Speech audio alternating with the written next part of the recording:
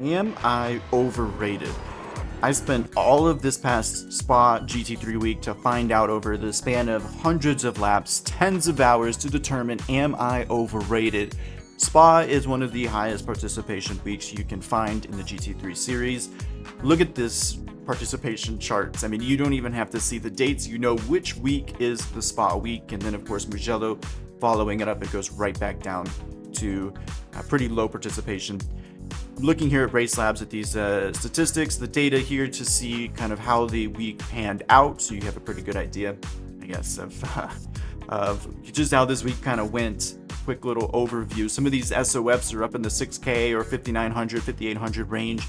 I was in top split 8 out of 9 times and had one answer to find. Am I overrated? I've gained tons of rating over the last year, mainly over the span of like the last 2 or 3 seasons, going from 2,600 up to 4K, and then spending this previous season going from about 4K to 4,700.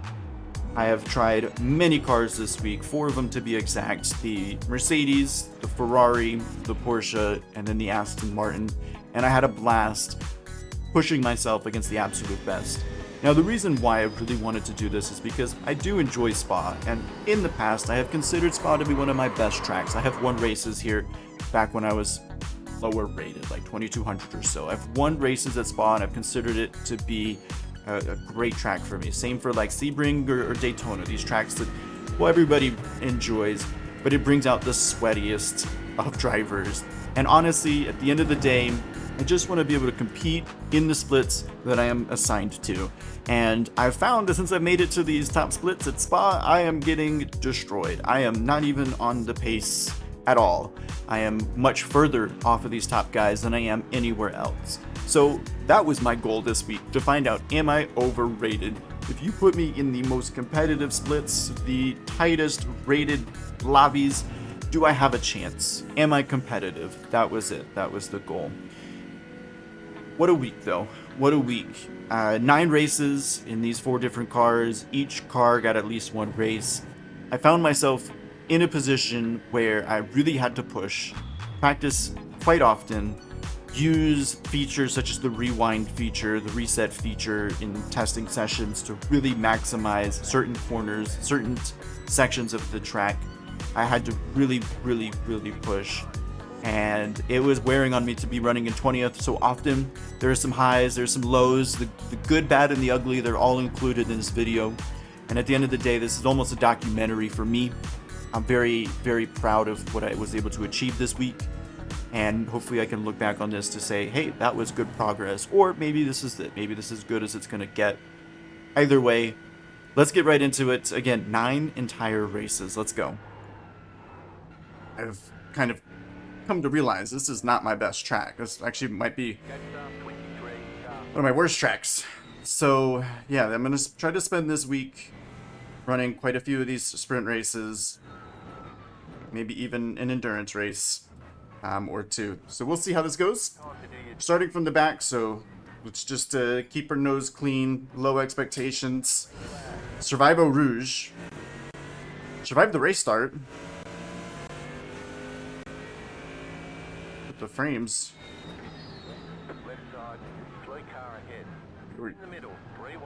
Jesus, we just got completely lunged. Fair enough from Justin. You know, if you send it, hope to get out of the way. Guess it works. And then he backs out of it. Thank you, sir. A little wiggle, little wiggle. Yeah, if there's anything about the setup, it's a little difficult getting up Eau Rouge, even on warm tires. Okay, so little hiccup with the frames. But we survived turn 1, no incidents. Now the reason why I'm back here is because I did mess up Lecombe. Uh-oh. Did he save it? I can't see. There's a Lamborghini that I saw, but I guess he saved it.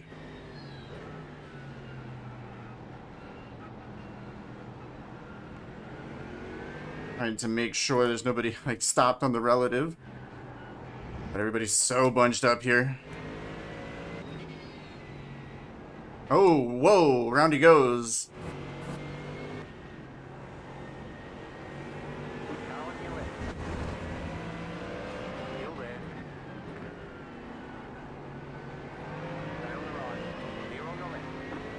Not enough momentum with the Mustang.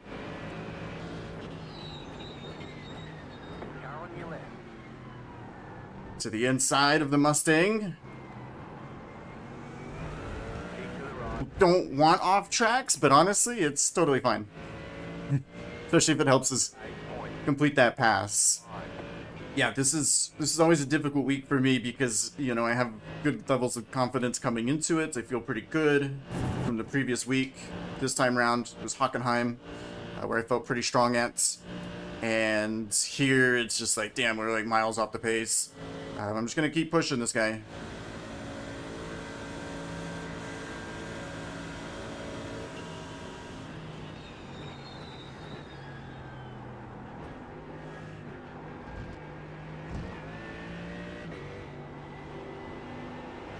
A little helping hand, see if we can get there.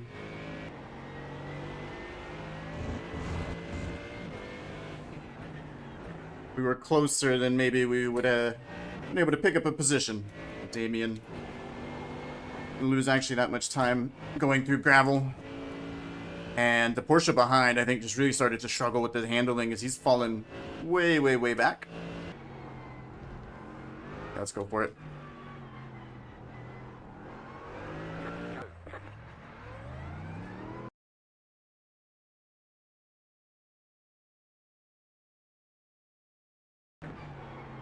I do have the shorter way around through turn 1. But we're going to be ahead of Damien. We've got a head start, effectively. In straight line speed, we're well ahead of Christian as well. So hopefully Damien will be willing... Oh, Jesus. I completely missed the line. No slowdown, no slowdown, no... Fuck me. Oh, my God. Okay, I'm going to serve it after... Lecombe.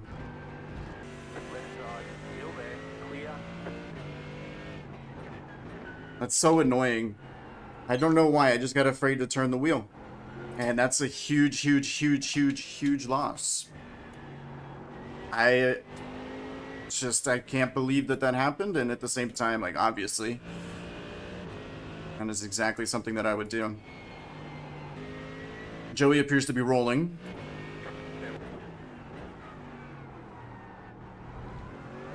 But very slowly. He's just coming out of the pits now. So we are well ahead of him as well. Awesome. Let's keep this up. We look good. Keep it on the track, please, on Upper Rouge. In the lines. See, I see Damien seems to be struggling as well with it there. Just at the apex, it wants to spin.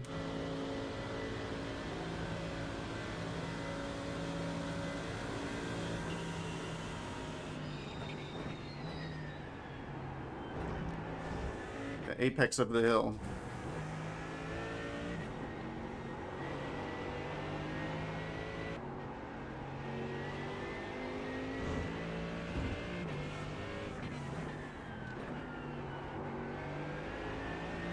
Damien does not seem to be happy with that car.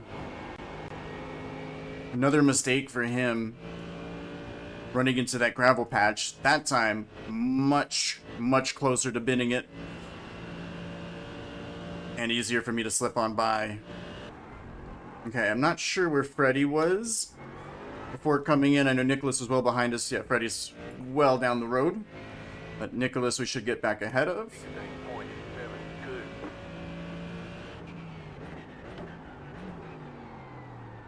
Okay, turn 1's over there somewhere. Unfortunately missed it. Nicholas is just now coming out of the pits, so I thought we had a bigger gap than that. Another Mercedes on pit road, so that'll move us up into the top 20. Okay, so turn 1's a mystery. I don't know what's going on there. As I said, we are going to come out ahead of Ryan. Apparently not. Maybe if we don't miss turn 1, we have a better run. But that would have been very tight.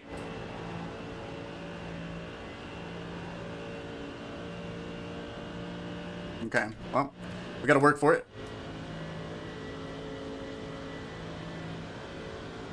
We have Damien as well, so this could get interesting. And he's actually just getting in the way here.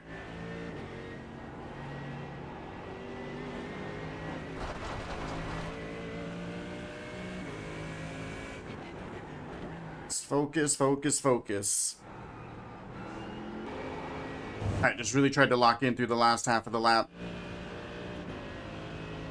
We'll see how everything kind of shakes out, but yeah, Ryan just cost us a ton of time, and then I ran wide. It's my fault, I think, if I don't miss turn 1 those 2 times. If I don't cut Eau Rouge, we're ahead of him. There's no questions asked.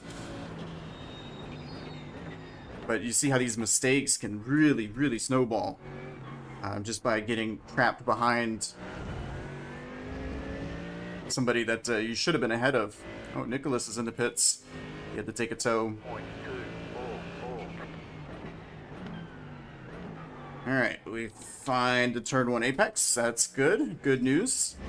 And we pick up a couple positions from some pitters. So the battle appears to be on. We've moved ourselves up to the front of the line.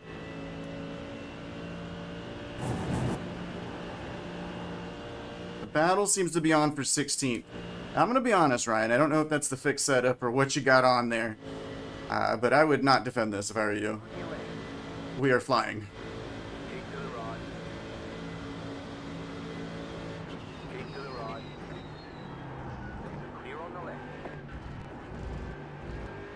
We just seem to have a massive straight line advantage. So those are kind of the main takeaways, like qualify better. But this race went really well. And I think going forward, we're going to continue to build on this. Really just try to race as often as possible. We want to take more risks with our race selection. Normally, I don't really take risks, but we want to take more race risks and put ourselves in these situations. P15, cut it right down the middle. We'll take those. Hopefully we gain some rating from all of that, but that was an enjoyable race. Now on to race 2. We are using the Porsche. In this race, or this time slot, there were 770 or so drivers registered, and unfortunately, you had to be like a 5100 in order to make top split, and I'm just below that at like 4780, I think, at this point. So we're starting 27th. The Porsche, very difficult to drive, kind of on edge pretty much everywhere. It is very quick, as we saw in that first race. The 10K in that race won and pretty much dominated with the Porsche, but it is difficult. So we did spin in Pouan. We're starting 27th. We have our work cut out for us, but this should be a good one. And naturally, the frame rate is just straight ass on the straight on the start. But away we go. There's a lot of dust as well, which also doesn't help the frame rate. Okay, so we get a good enough launch here to pick up some places. Just how to avoid. Whoa, what the hell? The Aston, I barely saw him. Barely saw him kind of brake check us there. I think he was avoiding somebody that I could not see. So that worked out.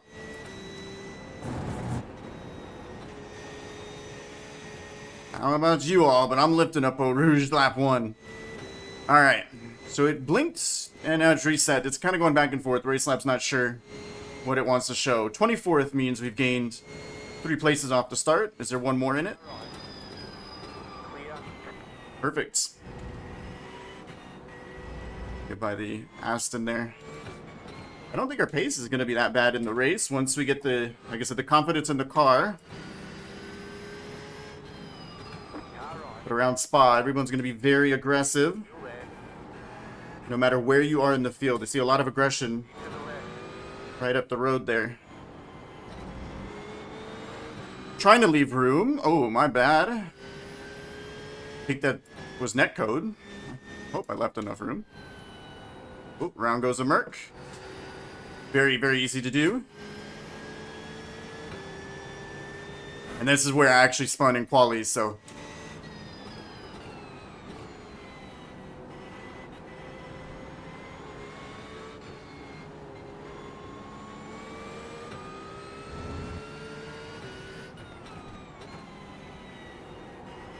Now, this early in the race, I don't mind letting guys by if they want to try to win it from the back.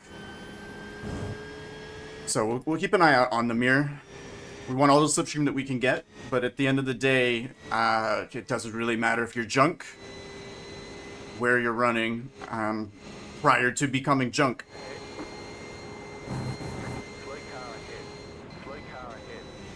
As long as that all stays off to the left. Okay.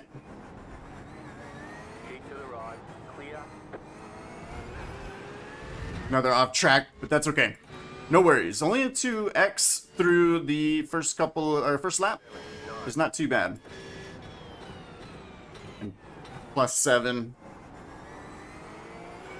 Oh, the Aston just got turned. What the hell? And I get a 4x from that. Oh my goodness.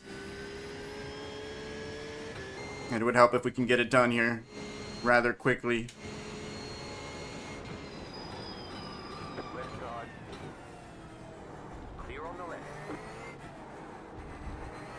I kind of overslowed through that chicane. Like, I didn't really mean to go for the lunge, and even then we still slowed down too much. So yeah, we were just cruising that lap, making sure everything was good. And we were way too slow. 17.4 is awfully slow. That's pedestrian. But P18, not bad.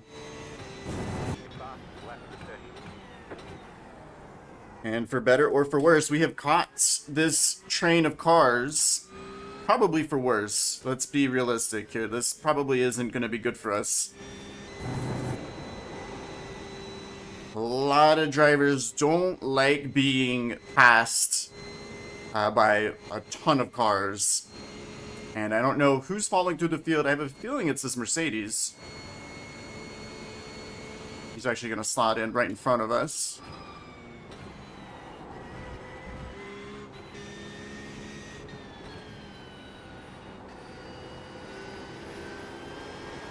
Yeps.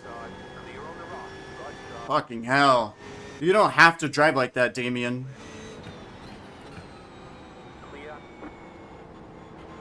Like, we know you're quick. You don't have to drive into me in Huan. Those are the people that I hate.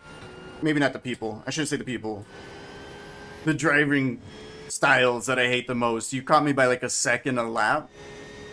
Why are you trying to run me over into a corner? It makes no sense. Pit window is definitely open, so if we can keep up with Damien, this may be good to stay out, but he's gonna catch these cars ahead, and yeah, so the traffic will again hold us up. So like that accordion effect was the only thing that was keeping me in the fight. Where's everybody going? They're getting away. It's my fastest lap yet. The guys ahead just kind of drove away from me though. Nice. And that was almost an unsafe rejoin. We take those. Little freebie. But he's only like 3 seconds behind. Unless he's damaged. So we still got to work to keep the position.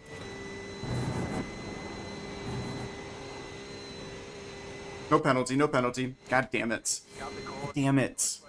God damn it. No. I mean, these penalties, they freaking hurt.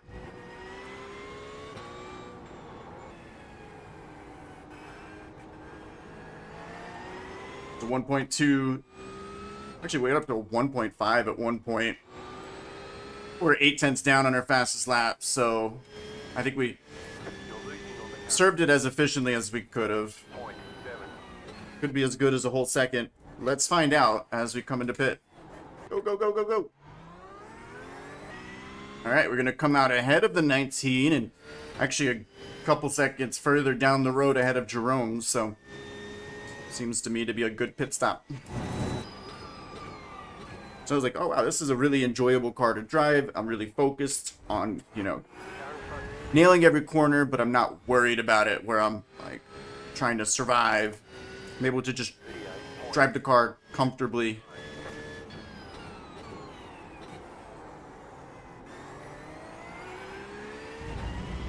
And there's Charlie coming out of the pits. Now, with this very long straight and everything, it'll shake out towards the end of the Kemmel straight, we'll know for sure. But he's much closer than I thought he would be. Anyways, yeah, here in the race, it's like, dude, I am not confident in the car. I'm like losing time every single lap to cautiousness. As somebody, it's a Lamborghini of Oliver, has lost it in Puhan.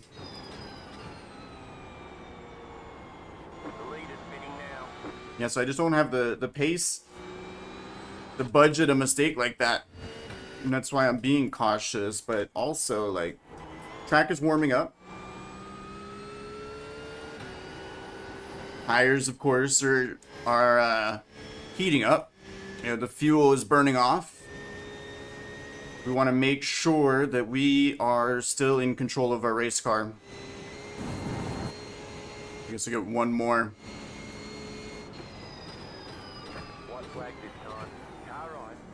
Okay. Still there, hold your line. Clear on the rock. That might be one of those unintentional lunges, but still.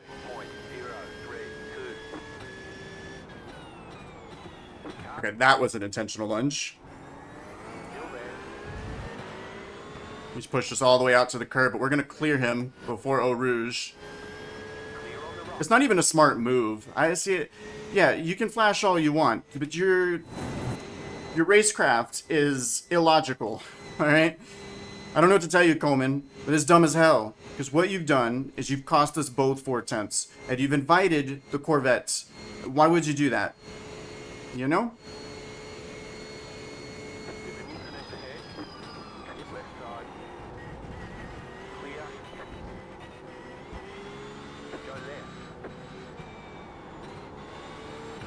Woo, that was a tight line there. Yeah, why go for it in La Source? Makes no sense.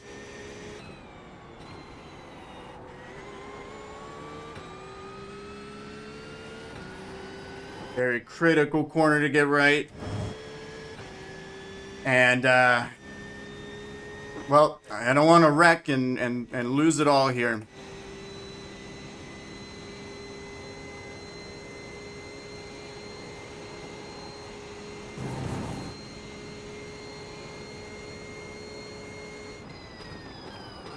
It's just not on. That move is so not on. Like, why even bother? Why bother? Why bother going for that move? That's so stupid. We finished 13th. Chicken flag, chicken flag. Okay, we'll get him next time. We'll take it. Yeah, 13th is fine. Come on, man. Oh, man, why go for that move? That's just poor racecraft. Later. Sorry. I mean, I also got the slowdown, so yeah. Yeah, it's okay. On the last lap, I don't know why you went for it at turn 1. You would have had me into Lecombe if you just waited. Yeah, I mean your car disappeared and I didn't to cause an incident. That's why. Gotcha. Yeah, that makes sense. I apologize. Yeah. Good race and good fight. Alright, well, he's a good guy then. He's a good guy. I take it back. I take it back. Okay. Very good race. Very happy that this one turned out the way that it did. 13th, 27th to 13th. Only 24 seconds behind the leader. I'm shaking. You know, I'm shaking after that. Damn. See, I do blink here like momentarily. It happens. It's not a good time for it. But yeah, not a good time for it. But anyways, all right, cool. So when he goes for the move, it's no big deal. We leave the room. We get a better exit. He flashes me, probably because I blinked. But anyways, so yeah, I gave him a hard time. I didn't say it over the radio, so we're okay. But we're staying defensive all the way through. Yeah, there's a cars width there, so maybe I shouldn't leave that, but I don't know. Anyways, this rejoin is fine, but it is on the edge. of being safe. Depends on who you ask, I guess. But we get that position that's critical for us because that gives us a little bit more leeway here, you know, to finish in the top half of the race. Coming through these last few corners, though, the pressure was getting a little bit higher. Did he flash there? Yeah, he did. So I'm not sure what this is for. I haven't done anything weird. I haven't blinked. We get through Puan just fine. Then the next couple, Piff Paff or whatever they're called these days, we get through these just fine as well. But I'm definitely feeling some pressure. I'm not going to lie. Feeling the pressure. And as we come through kind of the final braking zone before the bus stop chicane, I knew we needed like a perfect exit. We got it. So, you know, we were okay onto this run. Yeah, I mean, I accept his apology.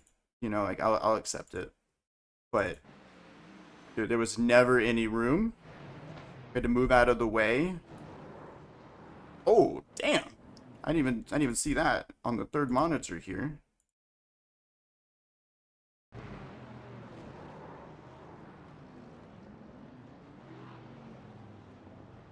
Or Marcus.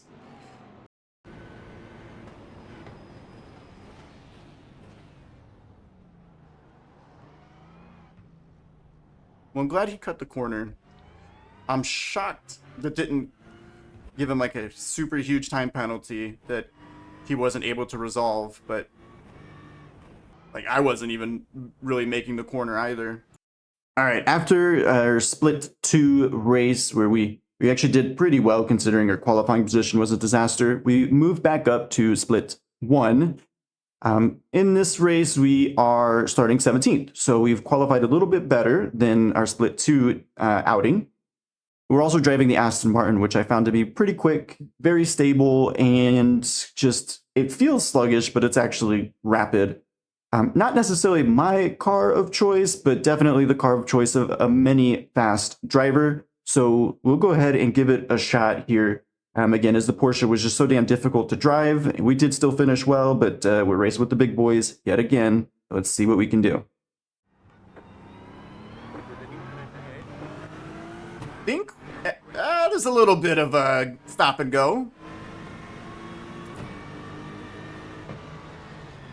So let's make extra sure, because we're in the middle here. You're in the middle, 3 wide. You're in the middle, 3 wide. Yeah, just wanted to make extra sure we survived that. Okay, on the left. Clear on the right. Perfect. Oh, look at this Lambo. He got a hell of a run. Oh boy. Don't wreck. Don't wreck. They're wrecking. They're wrecking. They're wrecking. Ah! Still there. Clear on the left.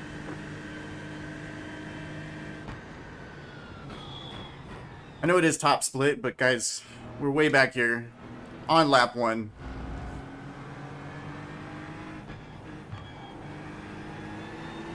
I don't necessarily think that wrecking for like 15th or something is really the move. Keep to the right. Still there. Stay on the right. Clear. A good move by Josh.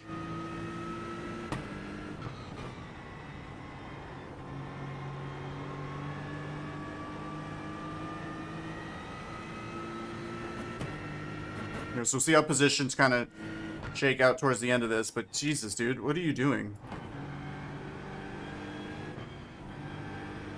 Is that just a sponsor, or do you happen to be a coach? Because I would hope you're not coaching moves like that.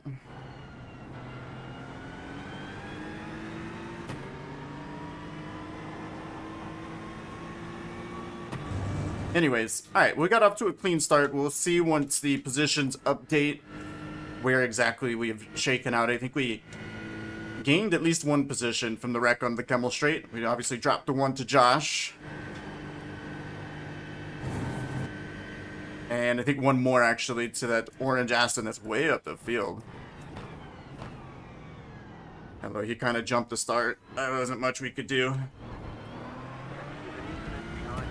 Anyways, let's see where we are. It says 18th. Is that correct? Appears to be. 5.04. I became depressed when I saw the lap times that these aliens are putting in. And I just want to compete so badly. But I realized after lap 1, I did like a 16.2 or something, not terrible. But the pole sitter did like a 14.6. I was like, holy cow. I am so far off of the pace. I will never be that fast. And I've tried so hard as of late. Like, I've really put in tons of hours, tons of laps, tons of miles, and I'm not getting there. I'm just not getting there. I don't think I'll ever get there. Like, these guys at the top are putting in lap times like they're in a different class than me. Now, some tracks I'm closer to them than others. Obviously, a very long lap with lots of corners around here. But still, it's a shock. Like, on one hand, it's fun to race against the absolute best. On the other hand, like, god damn, they are so much better.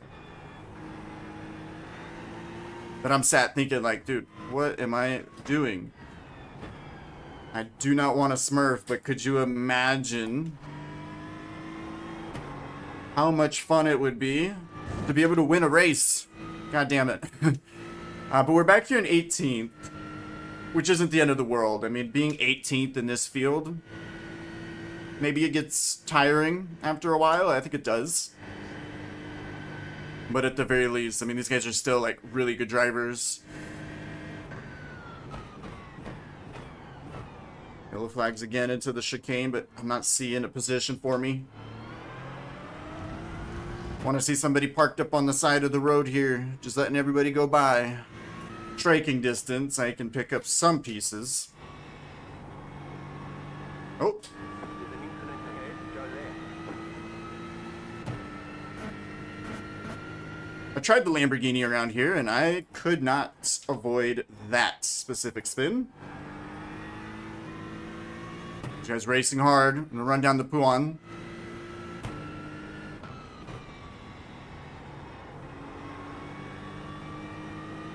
We really have to keep our eyes peeled. They're still side by side. That Mustang's not yielding.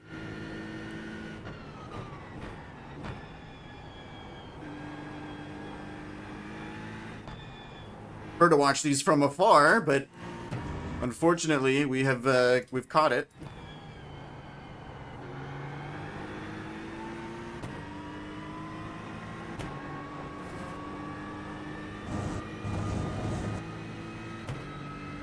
We're going to be looking for the soonest opportunity to come in. Not going to try to deal with this too often. There's usually a guy who kind of out-qualifies his position and ends up being the cork in the bottle. And the compression that everybody experiences into, like, the chicane here really cost you big.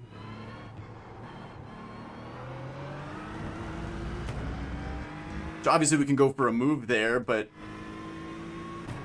16 points. you'd have to really justify it. But depending on how they pull this one off, what a move by Josh. Good grief. Said, I'm getting that inside line, even if I can't hold the move. He was going for it, and he could not hold the move. A little bit of contact, gets the job done. It was not clean. It was not pretty.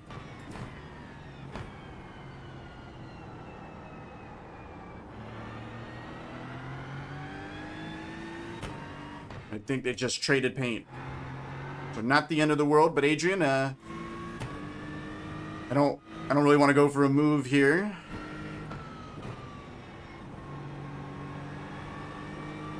We don't have to. Hopefully you're not too shaken up. And it's 4 cars basically all fighting very aggressively for position. Trying to find a way through.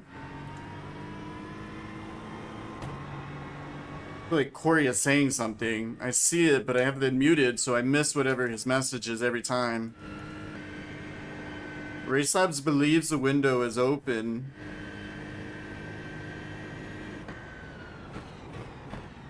I'm honestly not so sure. It's too tight.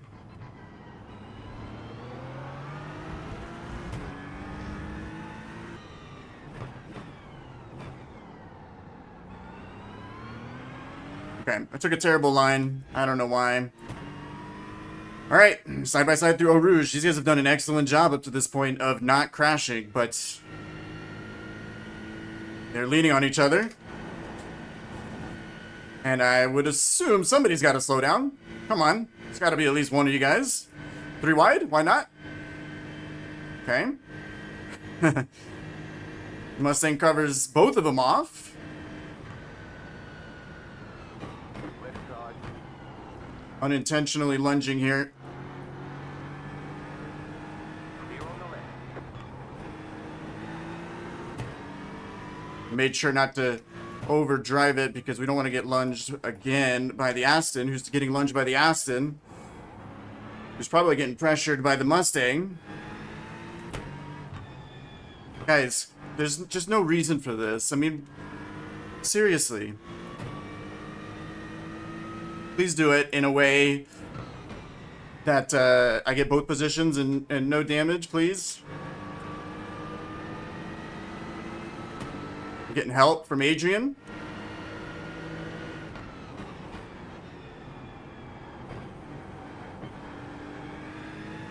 Basically pack racing at Spa. You've got about 5 laps of fuel.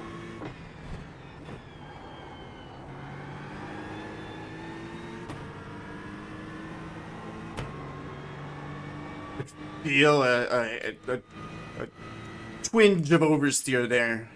So I made sure that we were taking it easy. We're losing so much time in this pack. But if these two get it sorted and they get on with it, we should be okay to stay out.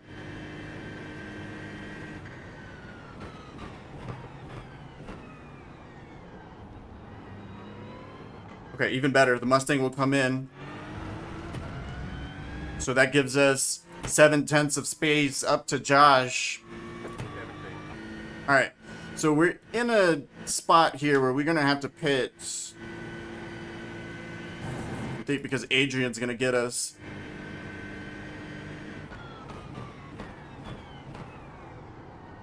Really slowed her down good. We got to make sure we don't cut that entrance. Clear. Right here. Okay. Good job. Really, really good job. And of course, try to stop. Perfect time. Missed it.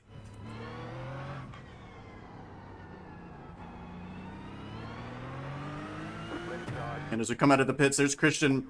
I really don't know where he was running. So hopefully these guys didn't both come in. Matias was just behind us. Oh well. If that's the case, if we did lose out, that's sad. But anyways, I know that the Mustang that pitted is 4 seconds up the road. We lost a lot of time on pit road. You know, this is one of those races. I qualified as well as I could have. I was running as well as I could have. Maybe we avoided some wrecks that. Maybe we got lucky. I don't know. Maybe we've used up our luck already in other places. There's Adrian, who we were ahead of at time of pit stop, just coming out now. Can't say like all of our hard work's been undone, but it kind of sucks, you know, to be this far behind him. Damn, man. Top split's tough. We'll do everything we can to keep up with this group. It's going to be vital that we do, I think, because they're going to pull us along on the straight. And there's a couple more laps remaining in this one until everybody pretty much has to come into pit. Or maybe as far as they would like to risk it, because I'm sure you could likely go one more. Might run out of fuel down the straight. So let's see if we get any positions. 7. That was the fastest lap of the session. Oh, busy exit. Busy exit. Right side. There's Lewis, who we were ahead of. Just barely, are we?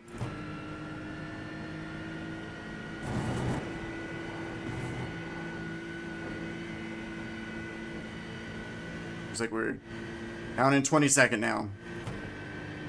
With 12 minutes to go, the race continues, man. The race is back on again.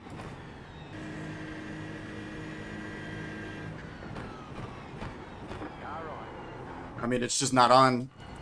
I swear, I mean, people, they don't give a shit. They're gonna go for it anyways. Oh, yeah, god damn it. On your left. Clear on the left. Still there. Hold your line. Clear. Obviously a little bit of a block, but that's okay. Yep, you can flash all you want, I don't care. You went for a stupid lunge at the end of the Kemmel straight, so it evens out.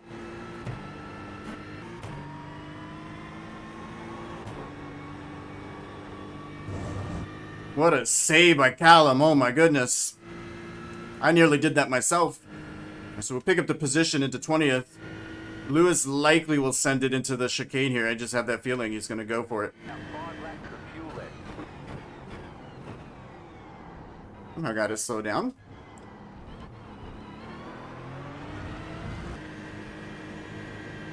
Left side. Stay on the right. Of course, there's contact. And he didn't take to the curb. I knew you would, Lewis. I knew you would. For 20th place, he did that. For 20th place. Just shitty driving, man. I should have just let him go. Well, it's my fault for messing up the pit stop. If I don't mess up the pit stop, we don't really have to deal with that. I'm gonna clear everything here because there's just no point in driving it up Eau Rouge. But we'll see if we can get some repairs done.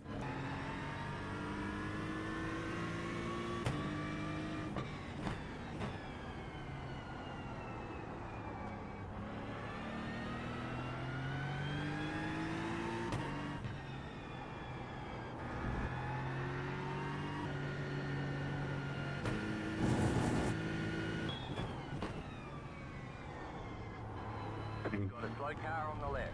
Sorry, man. What the You got a slow car on the right. Car stop on the right. Go left.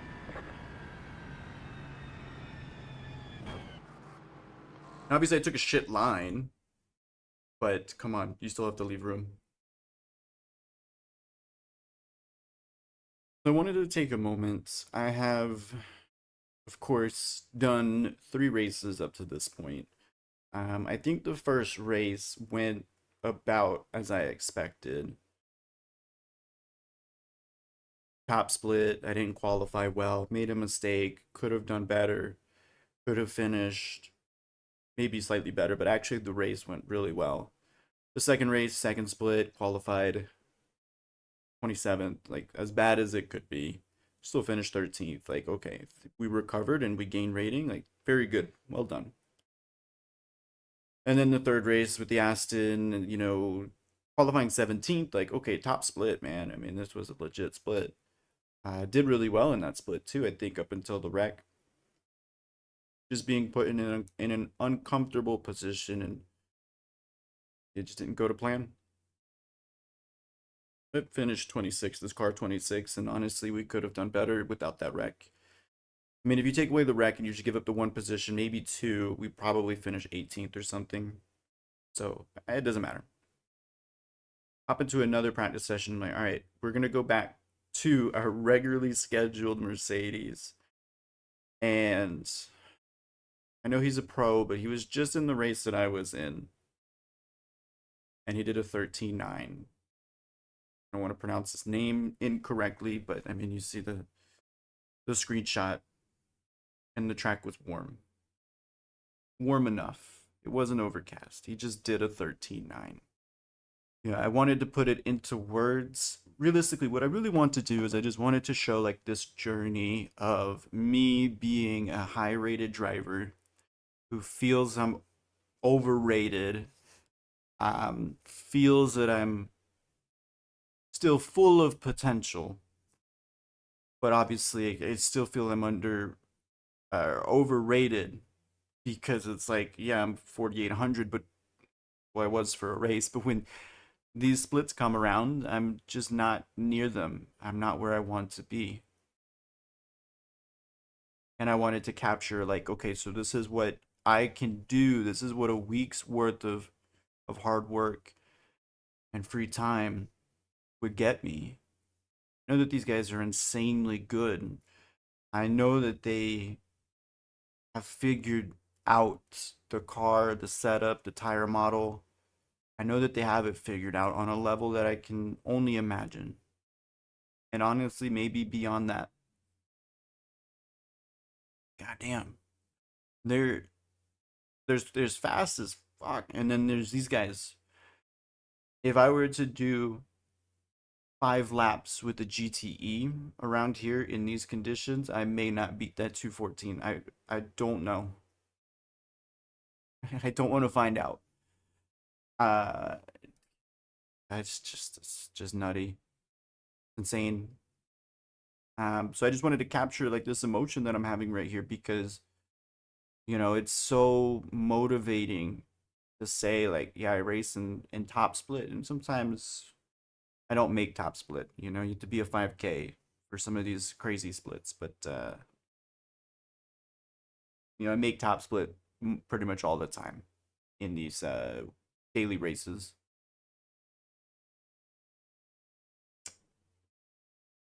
And to not even like be competitive is just,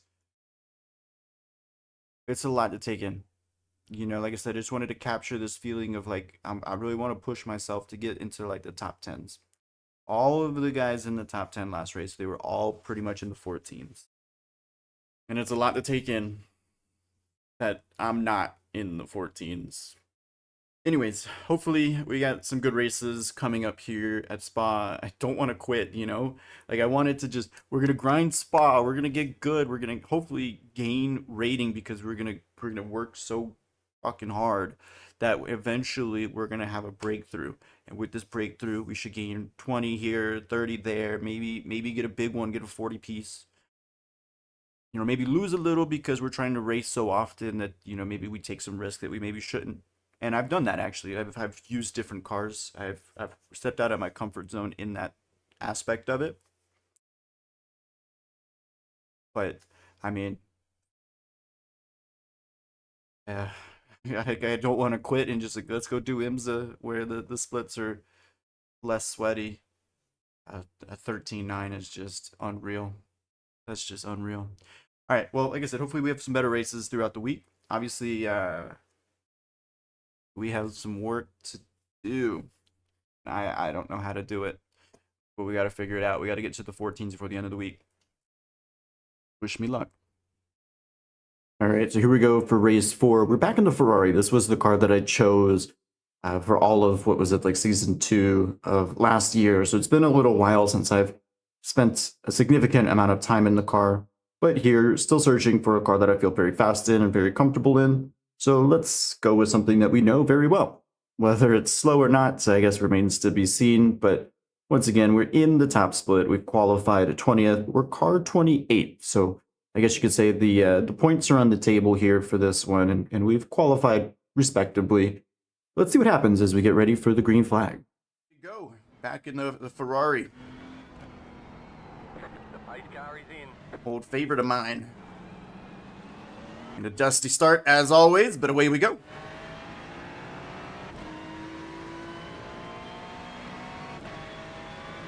Go ahead and move over to that inside line.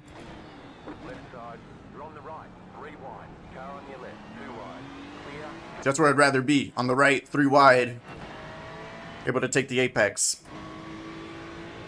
But these guys going to be side by side through Eau Rouge, so here we go. Hang on tight. I don't know how these guys are flat through Eau Rouge on lap 1 like this, but they are.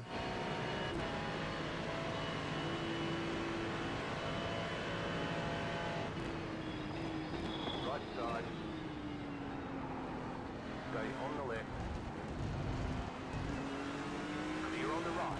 Car right. Don't want to be overtaken a bunch of times, but again, it's early. To the left. Still there. Hold your line.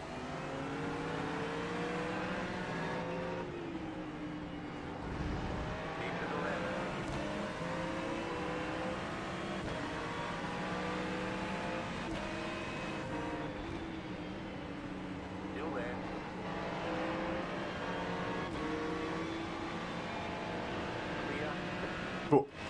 So we'll clear the 13 for now. Yeah, we're just trying to get it to the end without any significant incidents. Yeah, oh, big wiggle. We have a little extra room. If you're able to drive the Lamborghini and drive it really well, then I am completely blown away. I mean, it's just such a difficult car around here. I'm in Milton, struggling with it. There's a Lamborghini running in 5th right now. So, I mean, it is very much possible, but it's just so goddamn difficult. All the cars this week, but especially the Lambo.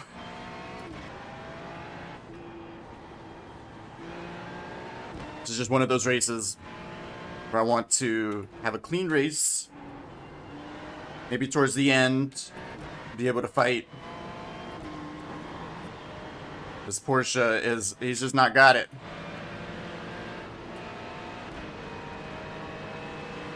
And this Mustang is not paying attention.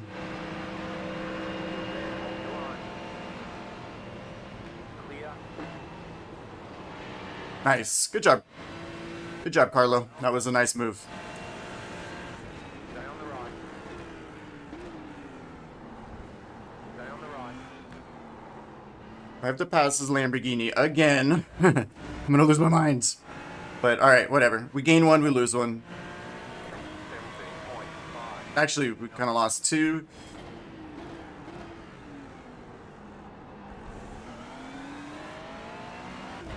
I'm surprised we didn't get ran over or run anyone over. But yeah, nice move by Carlo.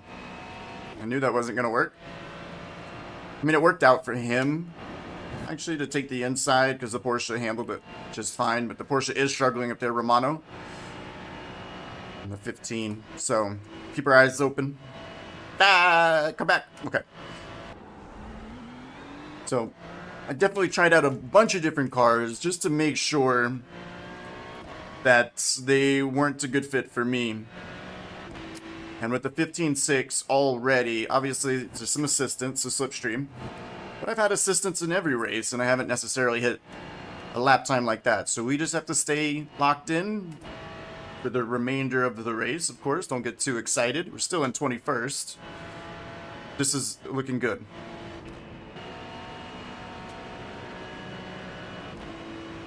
Car right. Clear on the right. I'm really surprised that he backed out of that. The car in P4. I'm just trying to hold on to Milton, man. I'm just really trying.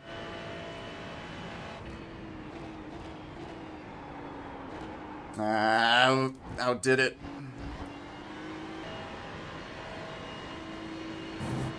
Alright, let's see if he goes for it this time. Oh, he's still gonna hang out back there. The leader just did a 14.771. We definitely close up through the chicane, but we lose out the rest of the lap. 671. Got to keep my momentum up through the apex a little bit better because Joel is kind of killing us on the apex. Or to the apex, I guess. But we typically get better exits than him, it seems.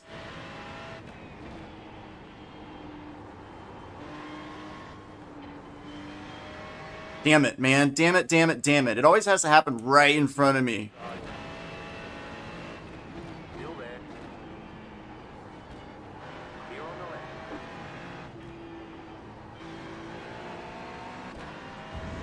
Thankfully, we're able to defend, but I have no slipstream here. Not even a faint slipstream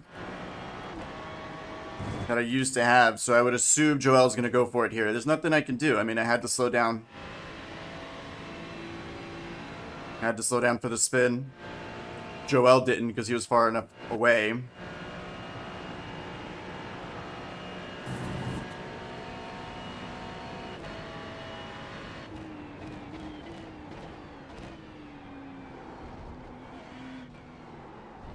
He seems like a smart guy, you know, honestly, but I think he's also a little too patient. He should have went for it a couple laps ago.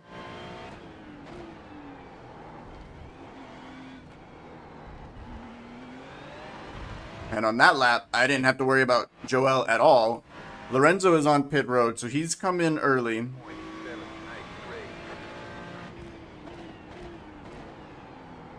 No real reason for me to have come in here, but we just about have one. We've caught Romano yet again. 0.6 seconds, I think is what it was. Yep, 0.67 seconds.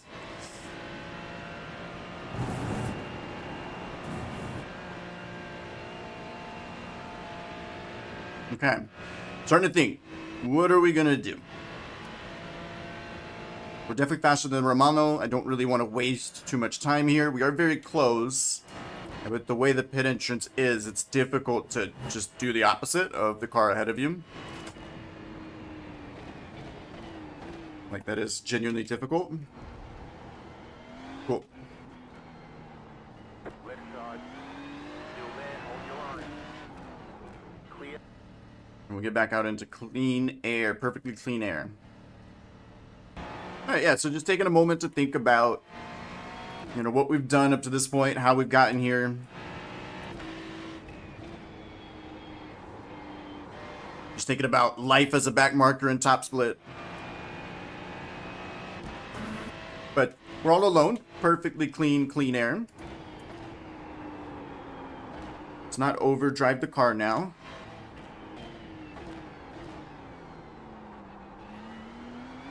And wow, we lost a lot of time. So we're back to losing seconds on pit road. It's so annoying. It's so frustrating. I think I did take an extra lap of fuel. But, god damn it. I'm gonna cry. Alright? I really am. 2 seconds. It's just 2 seconds. That's all I needed was 2 seconds. Joel obviously had a good pit stop because he came out ahead of Romano, but dude, I can't be losing out this much to both of them. Stop missing these curbs, man. Missing these apexes. Not quite, not quite.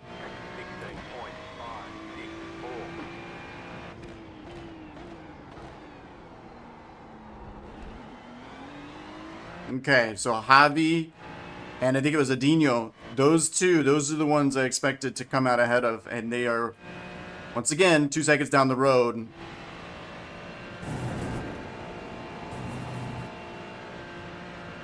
I mean, we're over-fueled. It's just what it is. But damn.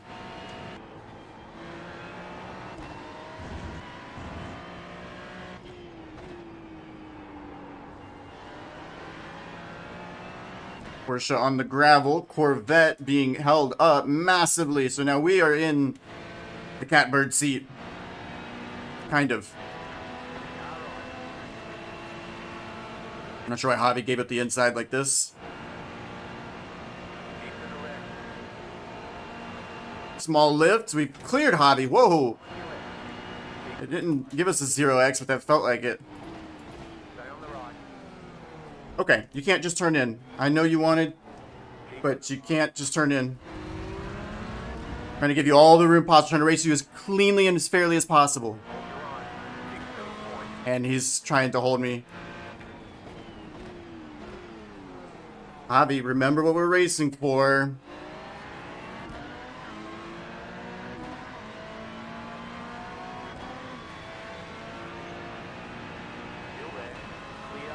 Thank you. Thank you, thank you.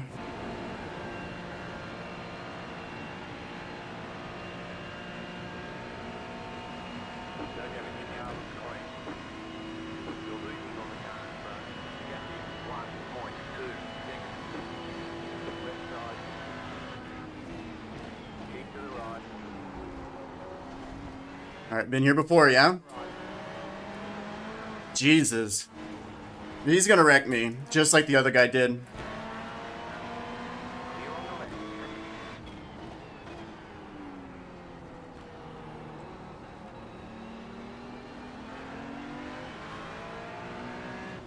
So there, I tried to move over to the left because I didn't do that last time enough.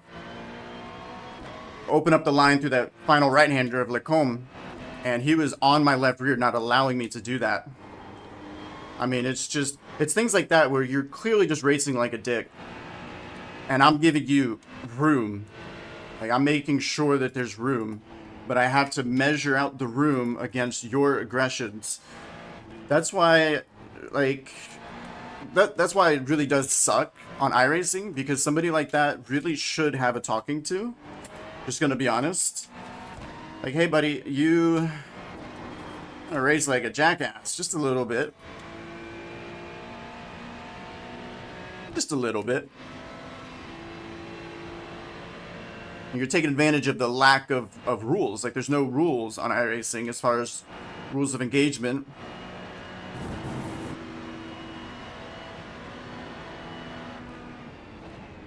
Right side, white flag this time.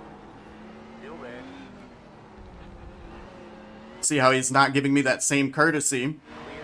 Javi, just knock it off. I don't know what to tell you. 17.839. Yeah, flash your lights. Right side, clear on the right. Carlin, God, you're such a shitty driver. You're such a shitty driver, Javi. you've got about 2 laps of fuel.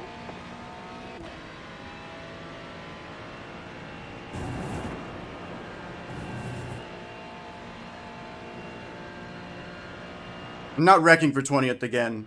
I really am not. I'm better than Javi. I know I'm better than him. I don't need to prove it by crashing for 20th. Left side. Still there. Clear on the left.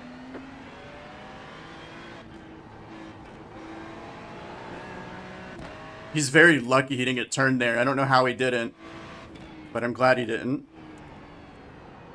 Netcode saving his ass, actually.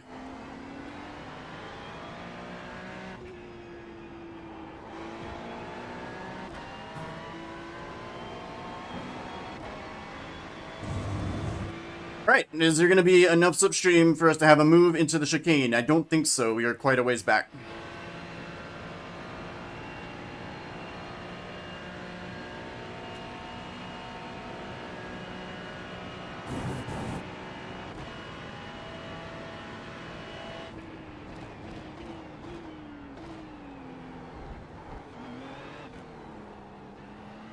Making sure that Michael didn't have a move and he didn't. You got it, Blake Carlin. Alright, we'll take it. P21.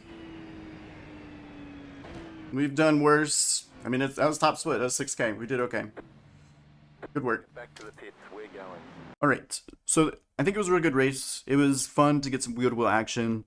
I don't mind a little bit of contact, but when it's like this egregious, it's very frustrating. So here we do get the position. Little bit of contact there. He's just all over us. He's just constantly hitting us, but that's okay. Once we get through the chicane, he turns in like we're not there. And then kind of, again, that's not too bad right there, but kind of forces us a little bit off the track. Keeping it on the right rear, or left rear rather. Like, this is a shitty tactic. Like, I get what you're going for, but the problem is you don't have the advantage here. I'm the lead car, and you're on my rear like this. You're kind of on the blind spot, so you're trusting me to know that you're there. Like, I don't know. I think this is shitty driving. Like, this is poor sportsmanship. And you're really just trying to keep that gap as close as you can until the last second. Yeah, that makes sense. But if you were ahead of me, I think you can do that. But because you're behind me, I don't think you should be able to. But I don't know. I don't know what the rules are. Again, turns in tight into turn 1, gives me no room. Even though I have the inside line, I don't really have any wiggle room. Again, right on the left rear. Yeah, kind of frustrating. He's working the gears. He's trying to make sure he gets a really good run, which he does. And we have to cover all the way off to the white line. And we can move back over, brake super late, turns in, no problem there. But again, here runs wide and hits us. Lovely. Good thing, again, nobody gets turned. And because of this, that allows him to complete the move. Like, it's very clear, like, at this point here, he's unwound the wheel. Because he kind of stops understeering, it looks like, and doesn't drift over to the left. But after that contact, it really straightened him out. So maybe it's netcode. I don't know. But it really straightened him out.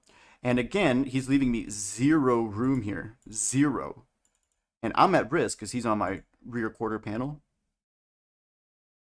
So if I don't take this exact line, I wreck. He spins me out. He can drive off with a little bit of damage. But okay, I gave him all of the room. And I really, really put myself in a bad spot. You know, again, it just comes down to like just have a better pit stop. And it looks like here he's not so good on the brakes into the chicane. We get on the outside, fully alongside, and then again leaving no room on exit. So that's fantastic. Flashes his lights like I'm the jackass here. And of course, there's no justification for this. None whatsoever.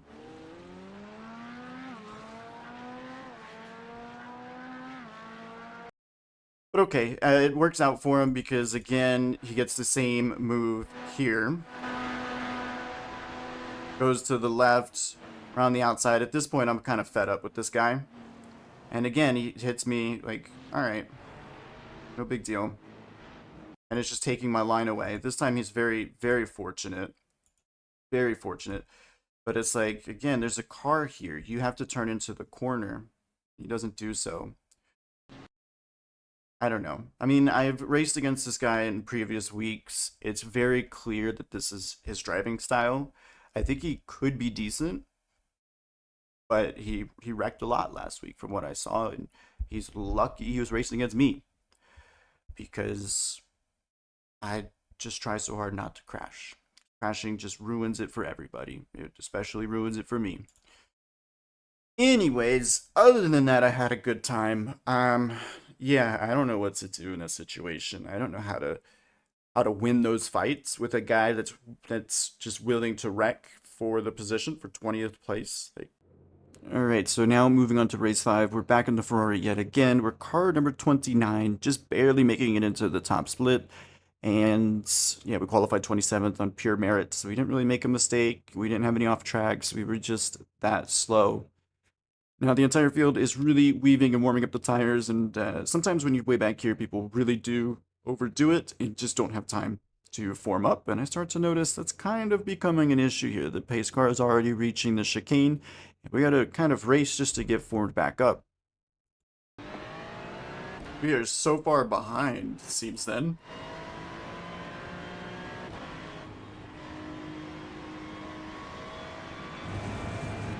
Yeah, why are we so far behind? Those carries off, time to do your job. Green, green, green. There's the start. Okay. Yeah, bad start. I don't know what people were doing. We were way behind. It felt like we were. Car on your left. And it became true. Keep to the right. Nice move by the Mercedes, the 24, getting back underneath Corey. Still there.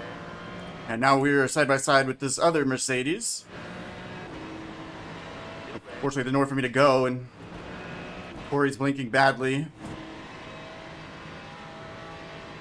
Oh, whoa, whoa, whoa, whoa, whoa. We gotta get by it, get by it, get by it. I didn't need to take to the grass, I don't think. What the fuck? What was that? What caused the purple one into the wall?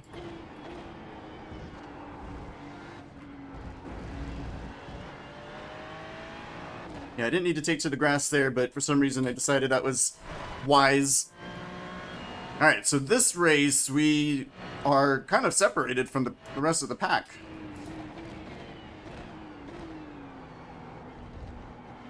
Momentary yellow flag. Where does that put us at the end of lap 1, P23? 8.7. And hopefully we can catch these guys up ahead, but the field got so spread out on the start. See, on this race here, with the start being so discombobulated, that just meant that there was a lot of clean air for everybody.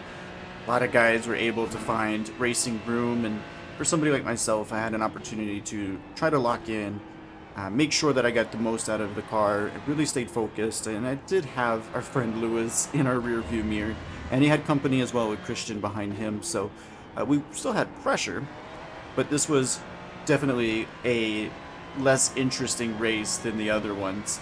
So, with that in mind, I mean, it's basically turned itself into a practice session. We're once again back here in 23rd, but nothing wrong with being back here at the end of the day. We're just not really close enough to Alexander to get any slipstream, and then, of course, we're not necessarily the fastest in the field, so we're not catching him either. But we just got to make sure we keep Lewis behind us. That's our main goal for right now. The car in P2, just set the fastest lap, 14.5. So deep breath. Let's just keep our head down and let's see if we can cut into the gap. I mean, it's not that big of a gap up ahead. But I feel like I'm going back to some really old bad habits. I'm just not able to slow it down into turn 1 again. Damn. The car in P3, just set the fastest lap, 14.372. Ah, lost our PB, but still 15.8. Oh well. That gravel is just calling my name. We need to have like a rapid pit stop. It's just not gonna happen. Okay, let's just go ahead and box here. I'm not gonna deal with that shit. Car on your left, still there, hold your line. You're on the right, rewind, clear all out. Okay, so we took the pit stop early. We are out ahead of Adrian, but only by 4 seconds. I thought he was out of the race. So, we got clean air ahead of us. Nobody in our mirror for the time being. We just got to drive the car as quickly as we can, stay as focused as we can as we approach halfway. Yeah, 22nd. It's not going to cut it, but that's what's on the line. So let's see if we can get it. All right, so everybody is coming into pit here. We did everything that we could to go as fast as possible, but I think I was rather slow, and of course, top it off. Why not? A mistake in the chicane. Yeah, we're just in the 16s. I mean, I'm just not good enough here, but let's see if there's anybody who fell on hard times. 318.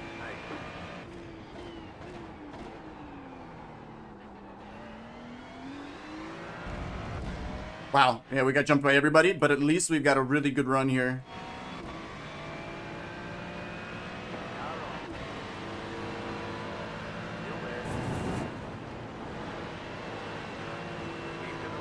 Jesus, Lewis.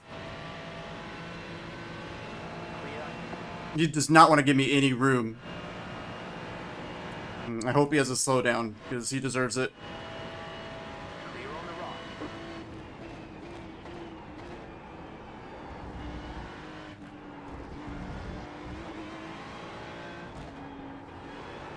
Christian's Mustang got a little squirrely. He loses the position to Allen.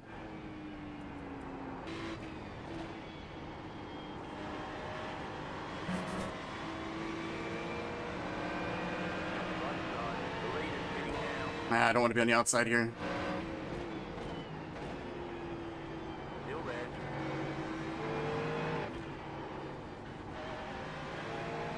Clear. All right. Still there. Yep. Don't worry. Christian, for the love of God.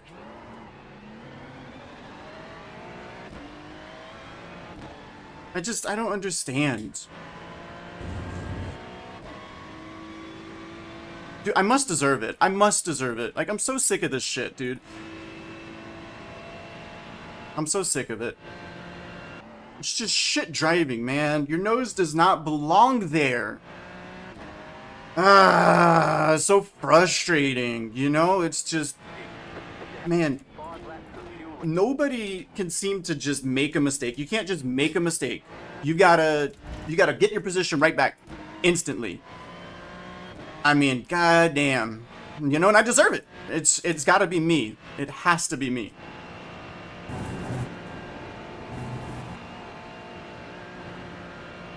All right, white flag is out. We are 1.2 behind Adrian. For whatever reason, missed the braking and the chicane as well. We had a good lap up till then. So I guess we're in mistake range. Like if he were to make a mistake, we could get slipstream. But yeah, this race, not much has really happened. It's really unfortunate to get ran over by Christian, but I will take a look at the replay to make sure that it was completely his fault and see if there's anything we could have done better. At the end of the day, as always, the one thing we could do better is go faster. You know, it's a shame that we're back here racing for 20th. We're not even really racing for 20th in this one. We were racing for 22nd. But, well, it's all one big lesson learned, hopefully. At the end of the lap here, Adrian has pulled the gap. I did kind of dip wheels into the gravel. So P25 is what it's going to end up being. Not a lot of attrition in this one, and I think that has a lot to do with how the race started. So spread out, and again, just can't slow the car down for the chicane. Oh well. Yeah, we're not as close as we thought we were. We thought we were better than that.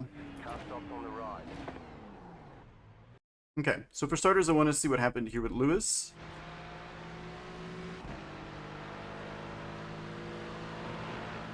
It looks worse, I guess, on the replay here. To me, it feels like we're moving over. But on replay, I guess not so much. I mean, he definitely does. Let's pull it from his POV, actually. Yeah. I don't know. That doesn't seem that bad. But he tries to force me wide, and I'm not taking the slowdown. Like, there's no way. After what he did to me in the previous race, like, I'm making sure that I'm not taking a slowdown. Very interesting how, you know, we didn't wreck here. So, I know a lot of people really hate on the netcode of iRacing. I mean, this is a perfect example. But if we're being honest here, I do want to say that this guy maybe should not have received a slowdown for this move. But okay, such is iRacing. And then we pull up to this mistake from our friends. And then again, it's just like a little bit of contact, no issue. We clear him. And okay, so let's take a quick look here at what happened with Christian. Christian alleges that this is netcode. He makes a mistake through Puon, not a big deal. We get the momentum and we get the outside line, which turns into the inside line. So we held our own here really well. And a little bit of contact here, nothing crazy, but it's just like I'm leaving plenty of room, but still I'm trying to make sure I can get my line as best as I can, keep it open. Yeah, I think the actual contact here is a bit exaggerated, but no worries. We do get the position, we get clear. And yeah, he just goes for the corner. Cool. Love that. So he does say it is netcode. Obviously, there is netcode here. But truthfully, I don't know what's supposed to happen. Because like, what do we expect in this case? I'm going for the apex. You're not alongside at all. You're just going for a move that's not on and expecting me to turn out of the way. I'm still guided to the apex, so I have to turn fully out of the corner because of this car that's decided like he's got to go now. He's got to fix his mistake right now into this corner here. I just don't understand it, you know, and there's a car behind us too. I don't know. Yeah, obviously netcode played a little bit of a role. I just gave iRacing good props for the netcode. And, well, maybe the netcode exaggerates this response, but dude, again, you're putting your nose in where it just shouldn't be. I don't know. Whatever. Maybe it is netcode. It is me. I'm the problem. So, what can we say? I'm crashing out over here, man. I'm tired of this, Grandpa. All right, so just wanted to do a quick check-in here. We are 2 races removed from the previous check-in. Honestly, at this point in time, like I really do feel that my pace is solidified. Like it's great. My consistency is great. It's just my pace as far as like raw pace is just not good enough, and that's something that I've always lacked. I really wanted to use this week as the launch pad to say, you know what, not only are we going to have these tough races, these very grinded out type of races, we're going to have this opportunity to push ourselves. And we're going to kind of be forced to. We're going to be forced to improve. Here we are, 5 or so races later. Still kind of undecided on the car. I think I'm going to go with the Aston going forward. I think that's a really good choice. But at the end of the day, it's not the car so much. I mean, we got guys that are able to do very, very fast lap times. It looks like from what I've seen, the top lap times here that we've got 2-minute 13.8 in a Porsche, 2-minute 13.9 in a Ferrari. I've been in sessions where the lap time has been that quick, although it's track state dependent. You know, the lower usage of the track, it seems like the faster that it is. But at the end of the day, like I wasn't doing those times, and I've driven both of those cars. You see the Ford and the Aston also be like the main 2 cars that we see all the time, and it's like I've driven the Aston, I've qualified well in it, 17th in top split. That's not bad, but I haven't been anywhere near the pace. You know, I haven't been in the 14s. I haven't tickled the 14s. Which is unfortunate. But we're gonna keep working. You know, we're not gonna let this week break us. All right, we're not giving up. We're taking it head on. And if I keep losing rating, which you know I've gone up to 48. What was it? 48.01 exactly. Now down to 47.20. Dude, I don't care about that. If I'm overrated, I'm overrated. That's fine. Let it figure itself out naturally. And let's lock in. But not only are we locking in, I'm trying to set a foundation so that way going forward I can compete with these guys. Right now I can't. That's okay. We're working on it. Hopefully, with it being the middle of the week, you got plenty more races still to come, and hopefully they go a little bit better than this the last couple, especially the last one. But again, let's keep grinding. All right, and for race 6, we've determined that the Aston Martin is the way to go forward. It actually kind of captures all of the good parts of the Ferrari and none of the bad parts. And for a front-engine car, it's really stable, but rotates extremely well. Grid and Go have knocked it out of the park with this setup. That being said, we are in a 4K SOF here, so this is a top split that is just nowhere near as top as the other ones. But hey, we're in the single digits. We qualified 8th. 4. We've had so many races here. I think this is number 6, but none of them have been in the single digits for the starting position, so it is a bit weird getting the start after the chicane. Still get lunged all the same up here. But a good move by the Mustang at least to do it without contact.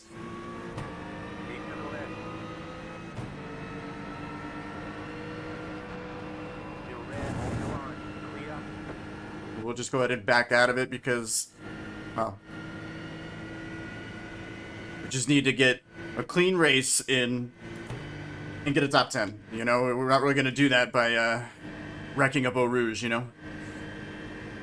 I feel like I say that a lot, but it's just especially true. We got to convert on our qualifying spot this time. I think it's still top split, but it's whoa, whoa, whoa, whoa, whoa! The Mustangs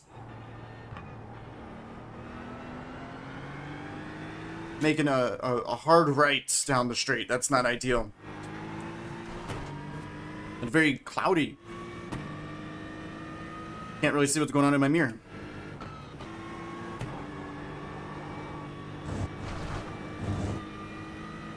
Okay. That was close. That was very scary. Had to lift, but even then it just felt like lifting was going to make it worse. Like at that point it was already going around. Now, I've done some laps with this setup and I've thought that it was pretty stable overall, so we're just gonna assume that's a cold tired thing. It'll work itself out. A little deep into the chicane, but overall a successful lap 1. Gotta say, the boys at Grid and Go, they've got this this Aston Martin kind of feeling like a mid-engine car. It's got all of the mid-engine rotation and all of the front-engine stability. It still has some moments where it's a little on edge, but they've done an excellent job with the setup here. And when I went back to it, I did think, like, you know, my best position in qualifying was with the Aston. So I was like, you know, let me go back to it. And I realized, like, dude, this actually drives just like the Ferrari did. Except for it's easier to get the pace out of it. Much easier.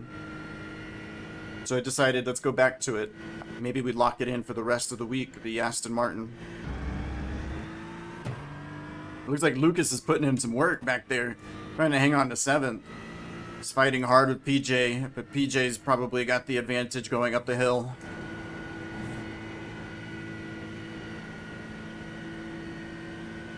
Just on the edge of DRS, so I'm not sure if I have it. Those guys go side by side into Lecombe. Nope, the purplish pink Mustang will drop back. Very smart by him.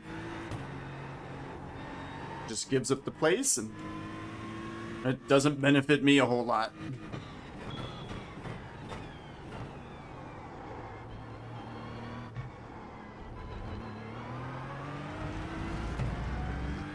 Another improvement here, the 15.8. Obviously, that has, I think, more to do with the weather than, you know, my actual ability. But we've got PJ coming up here. Is within a second, so once he gets there, we're gonna let him go. No reason to fight. I think he is rather fast. He must have invalidated like lap 2. That's why he started back there. But also, he's the only other like Aston Martin in the field, and I like a little bit of brand loyalty, you know. For some reason, there just aren't many Astons in this split. Mostly Mustangs.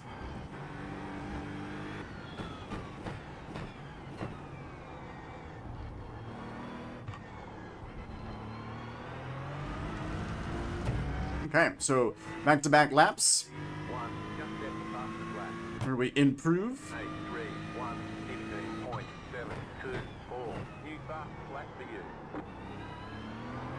And if that is the case, the 14.8 is the fastest time. My 15.7's within a second, so that's exciting. And I didn't really get any slipstream. I'm a little far back for that. PJ, I will let you go here.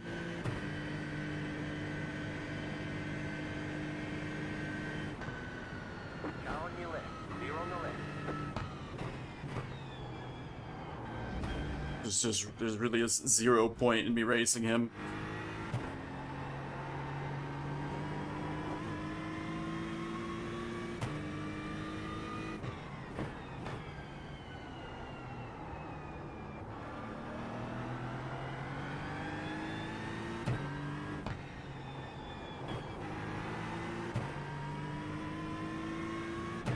The 1.4 back to Daniel. He did a 16.0 last lap.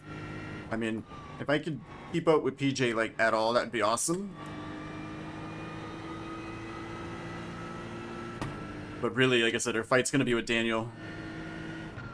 But yeah, if I could stay in the slipstream, this is gonna be worth a 10th or 2 on these long straights. 15.1 is what he did last time, so he's fast. It'll be very difficult to keep up with him.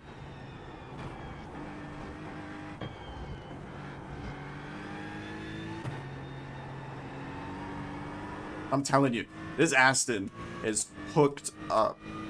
It feels nice. Queuing up now should get us to the finish.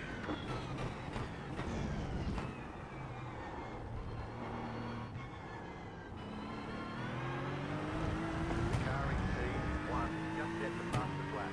14.77, 15.272. Just check the fastest lap of the session.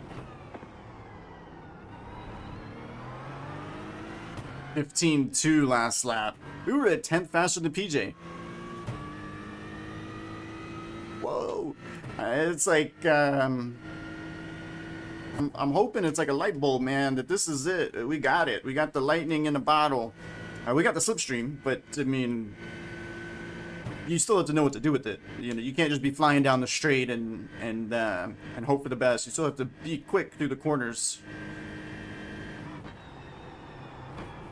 Understeer like crazy, overdrove that. I don't want to lose touch, man. Really do not. See, that's what makes the top guys so great, is that they are just guns a-blazing the entire time. No real mistakes.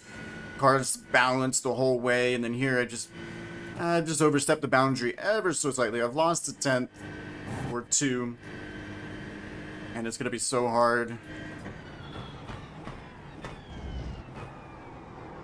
Close back up. Although for some reason it seems like he's kind of struggling into the chicane. So I don't think it's considered. Not the end of the world. I haven't completely lost touch.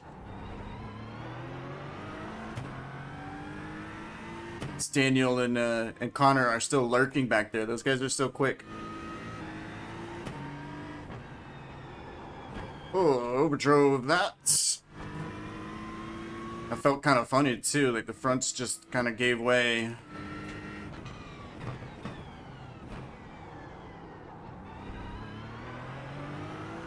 I kept up with him for longer than I thought I would, but yeah, it does seem like we're losing touch now. Oh man, our pace looks really good. We got 2 laps of fuel remaining, so we'll be coming in here very soon. That's our next focus, is just having a quick pit stop. Please have a quick pit stop.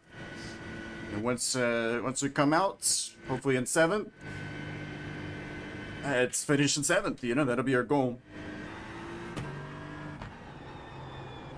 Yep, again, missing that corner. I'm just not getting it to slow down. I think there's a tailwind.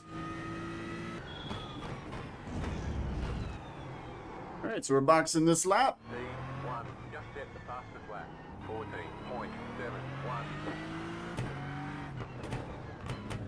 Right here. I always hate when you gotta drive through somebody. Okay, cool. Gas her up. I feel like my usage is a little high here, so we may have to save a little bit more in the second stint. We had a good enough stop. Daniel very close. Connor, who came in the previous lap, is well behind us. I have 5.9 laps of fuel, so we are right on the mark.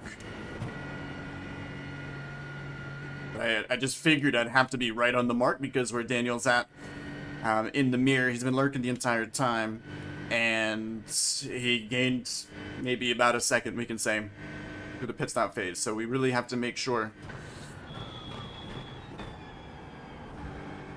that we were exact with our measurements. And the team did a really good job. I guess it helps that he's driving the Mustang. So this thing's very thirsty. But it looks like Daniel just decided he's going to have a faster stop than us, and he's just going to immediately get into our slipstream. You've got about 5 laps of fuel. You're going well. Don't miss turn 1, please. It is going well. We will keep at it. But half a second to Daniel. If he goes for the move, you know, we're gonna try to defend it, but we're not gonna throw it all away here. We've had such a tough week overall that this is gonna be a very exciting finish. Just 8th place is plenty good, you know. So given what all we've gone through.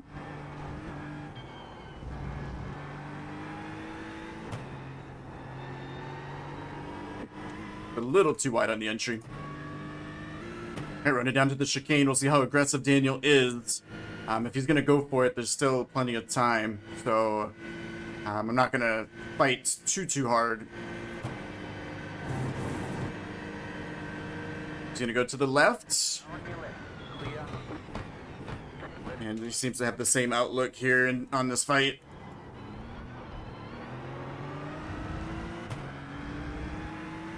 I just don't want to lose so much time that we let Connor catch back up. I think that's it.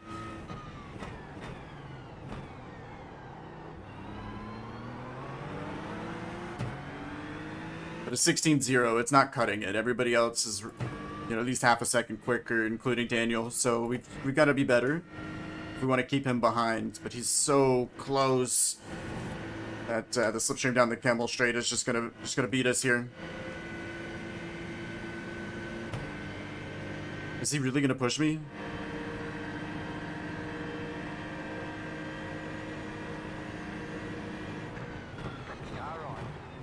Okay, I mean, that's fine.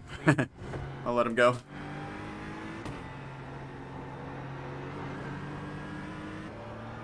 With him being so close, Eau Rouge, I was just already resigned to the fact he was gonna, you know, get by me. And then he gives me a push.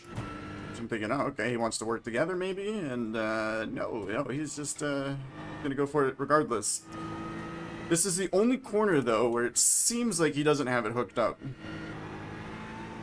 Notice in the last couple laps, so he's been in the mirror, he seems to lose some speed. For Puan. If I could just stay in the slipstream and just continue to be pulled along here, we should be able to keep our pace up and not run out of fuel. Alright, we're coming to the white flag. We are very much in the slipstream of Daniel, so he did not get away from us. This is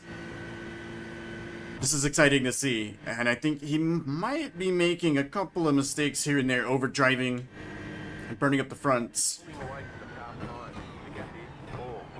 The white flag is officially out. So, we'll see if there's any move into the chicane. You know, we don't want to miss out on a lucky number 7. Alright, come on, Aston. Let's go. Let's get there. We don't have to get there now, but definitely at the chicane. That would be lovely.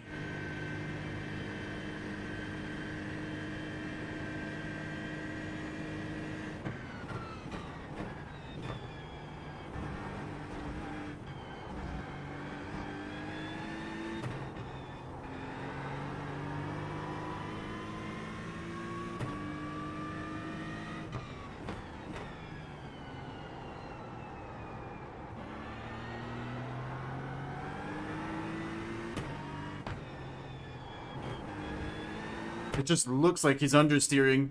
And as we go to Puan, this is my strongest corner relative to him.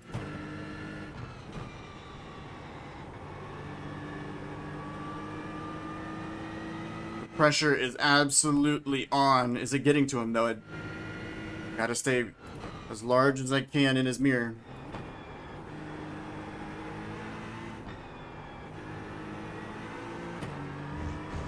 A little bit of gravel. Could be a good thing.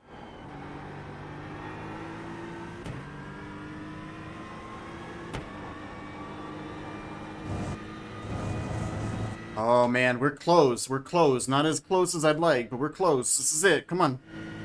Come on, race car. Come on. We got momentum. We're still a ways back, though.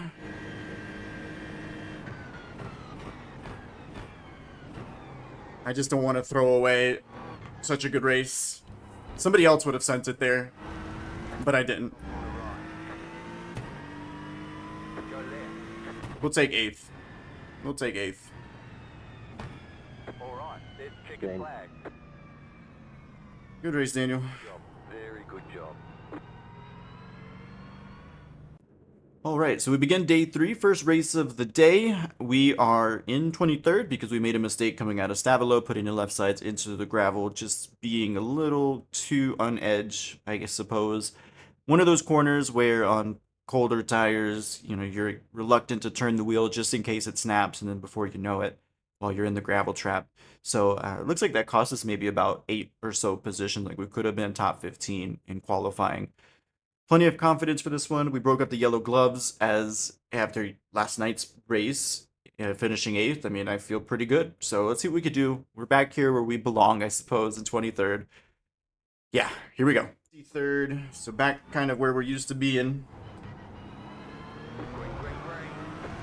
And away we go.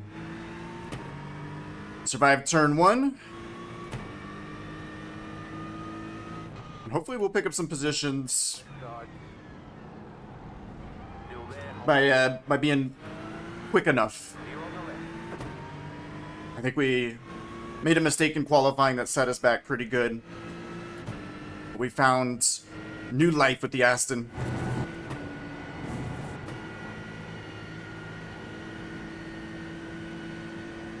We've already technically picked up one position on the Mercedes, I guess.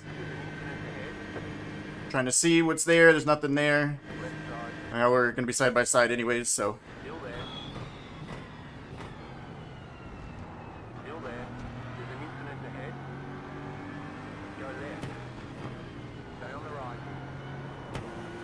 That sucks for the Mercedes. In the middle. 3 wide. Car on your left. 2 wide.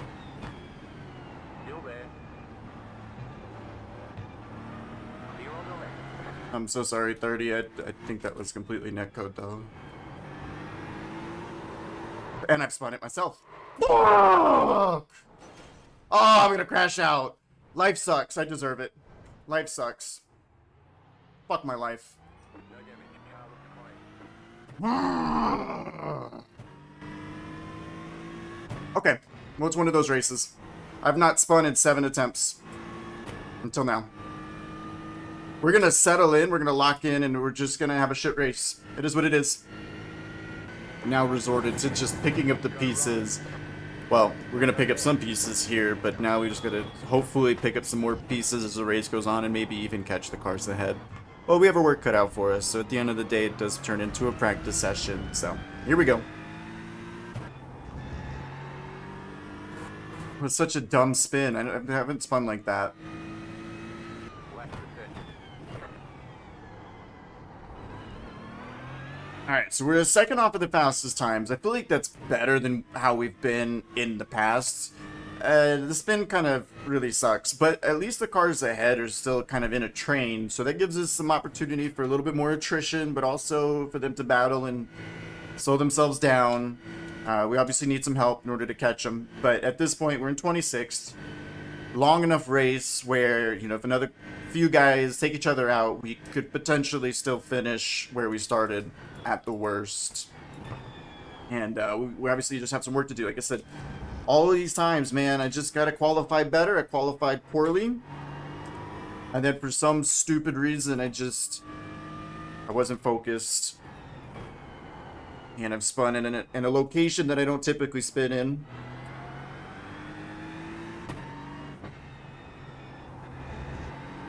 Normally when you think of like, oh, the handling not being good and it being on edge, you think of like this next corner.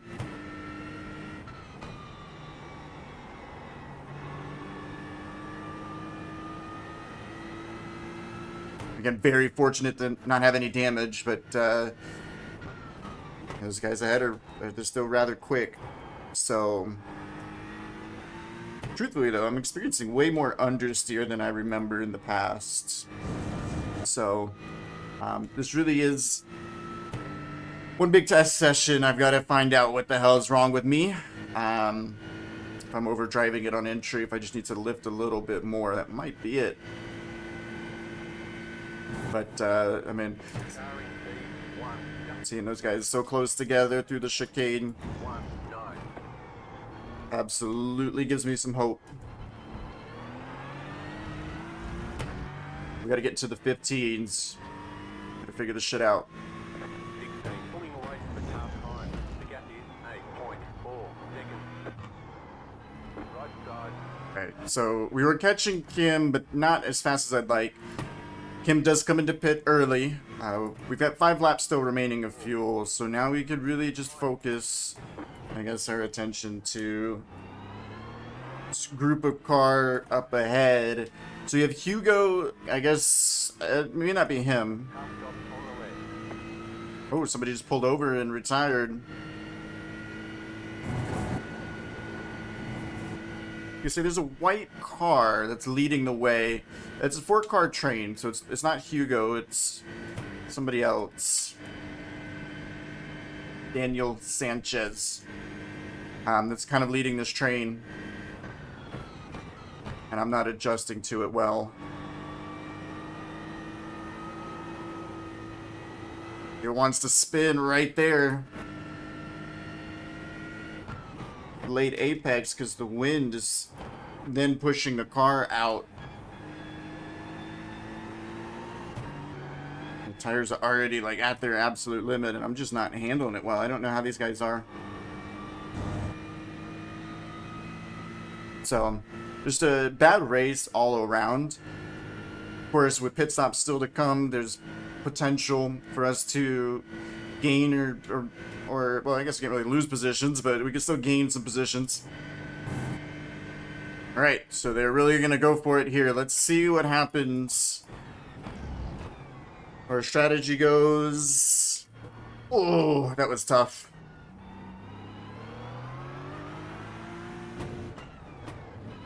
Tough to get a read. 5, 3, 2, 1. Right here. God damn it, I did it again. I did it again. Ah! Fuck! I'm throwing. Alright, as we come out of the pits, where's Kim? Right there. Yeah, I should have been ahead. But I blew it. Hugo, 4 seconds down the road. Are you kidding me, dude? Oh, man. I'm gonna cry. I really am. Dude, why are my pit stops so bad? I have probably lost 10 to 15 positions this week on pit stops alone, and it's getting to me. You know, when I have a pit stop like this one, and then I've had a previous race in the Aston as well, where I missed the box, it's just like, on those, like, alright, whatever. Because I'm trying to be perfect, and I make the mistake, and slide through due to it, you know, just not getting it right. And I lose time from that. On all the other ones, though, it just feels like I'm losing a ton of time because I'm taking too much fuel. Or I'm just being slower. The lead is pitting now. So it's clear, like, I have to pay more attention to my driving, obviously. Here is running 18.9. We need to go faster at the end of the day, but dude, our pit stops are what's really doing us in. Because we should be well ahead of Kim. We outpaced Kim. Alright, so the rest of them .277. just now coming out of the pit road. Okay, given that we really screwed it up, we're actually ahead of Daniel, which is shocking. And Dominic and Alfie are not that far down the road, so Hugo must have been saving fuel or something the entire time and just didn't need to take anywhere near as much. He had a lightning fast pit stop. So maybe the battle is on for 21st. Let's find out how hard Kim wants to race. Mustang and the Mercedes want to race really hard. We've seen at least the Mercedes race really hard, or not the Mercedes, the Mustang race really hard. We've seen Kim make quite a few mistakes here in Rivage. Car on your left. That's us through. Clear on the left. All throughout this race, we've just been managing expectations, and at this point in time, dude, we can absolutely get these guys up ahead and save what's been a nightmare race. Getting by Kim once again, we're ahead of Daniel. All of this is coming down to the last few minutes. Just trying to keep the head straight, you know?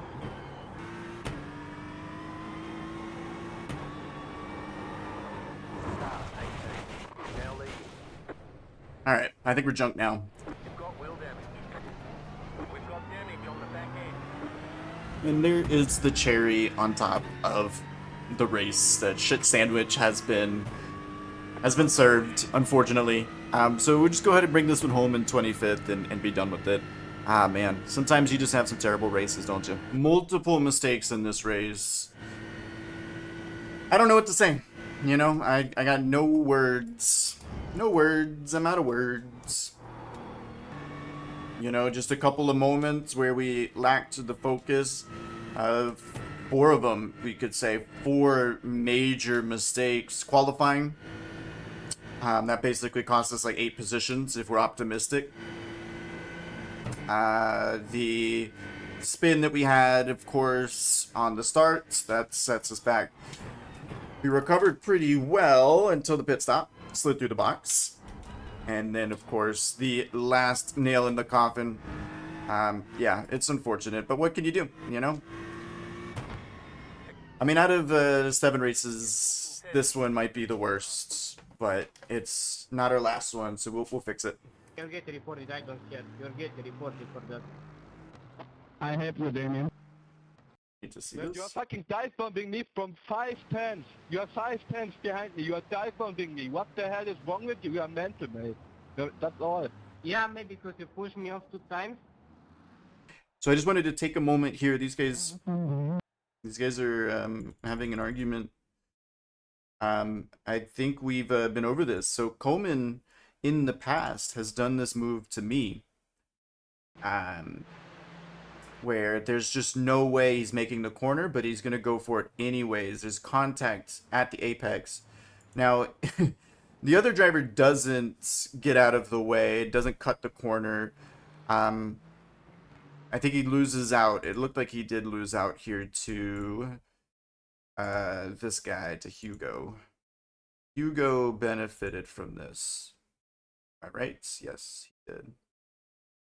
All right. But yeah, so Coleman knows that this move doesn't work, and this is why iRacing has a severe driving standard problem, is because Coleman did this move. He apologized, and then, of course, you know, a day or 2 later, he's still doing the same stupid lunge. It doesn't work. You're too far back. The car you're trying to beat on the brakes here is braking later than he already normally would. Then he moves out of the way of you, but you're not making the corner. Now, the good news is here, at the very least, he doesn't benefit from this. And hopefully it's even worse, because Coleman then commits an act of violence after the race. Oddly enough, he must have got an incident point penalty. What's the deal here? He did. 17. So the reason why we covered this is it moves me up to 23rd. So we started 23rd, we finished 23rd, we had a shit race. It is what it is, but at least in the end, we started and finished 23rd. But yeah, dude, I mean, we just can't be doing this shit, man. I mean, we're in top split. We gotta drive like we're in top split. We gotta learn like we're in top split. We gotta behave like we're in top split. Coleman is just not cutting it, all right? Gotta do better. Now for race 8, we've qualified 19th, but we're starting 17th. Can we rebound after a nightmare race?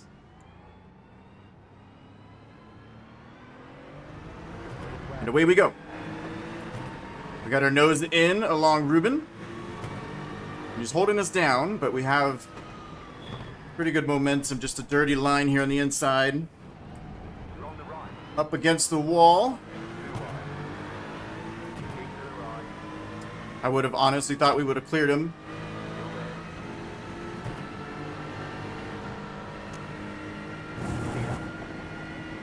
He noses ahead, but he lifts up the hill. Woo! Not trying to... I promise. I had it on me. I didn't set it up. Oh boy, that's embarrassing.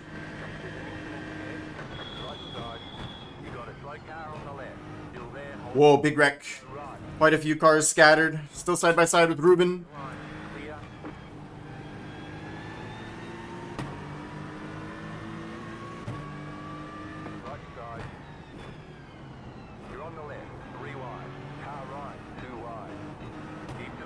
Dude, Ruben is really fighting hard. Oh, I almost lost it. Oh man, I almost lost it again, just like I did previously. Oh shit, what a save. Ruben, how can we get him here? He's trying to close the door, but he can't get there in time. Jose really struggling as well with his Aston.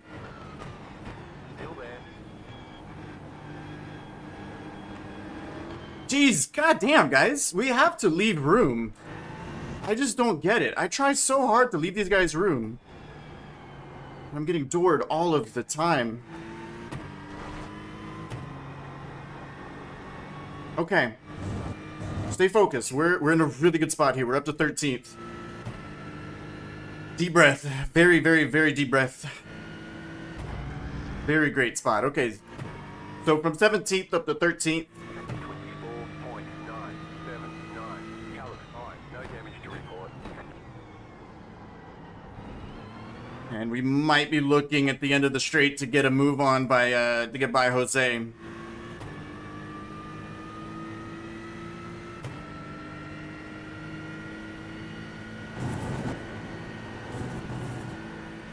I don't know why I was up on the curb so much. But okay, we have the run. We have the opportunity. But of course, yes, lap 2. Let's try to win the race here. Alright. Still there. Clear. Come on, Jose.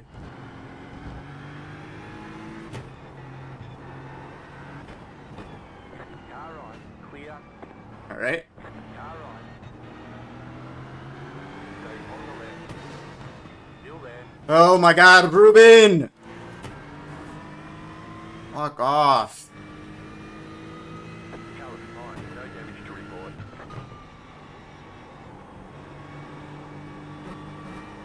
There's so much understeer through here. It's kind of a tailwind.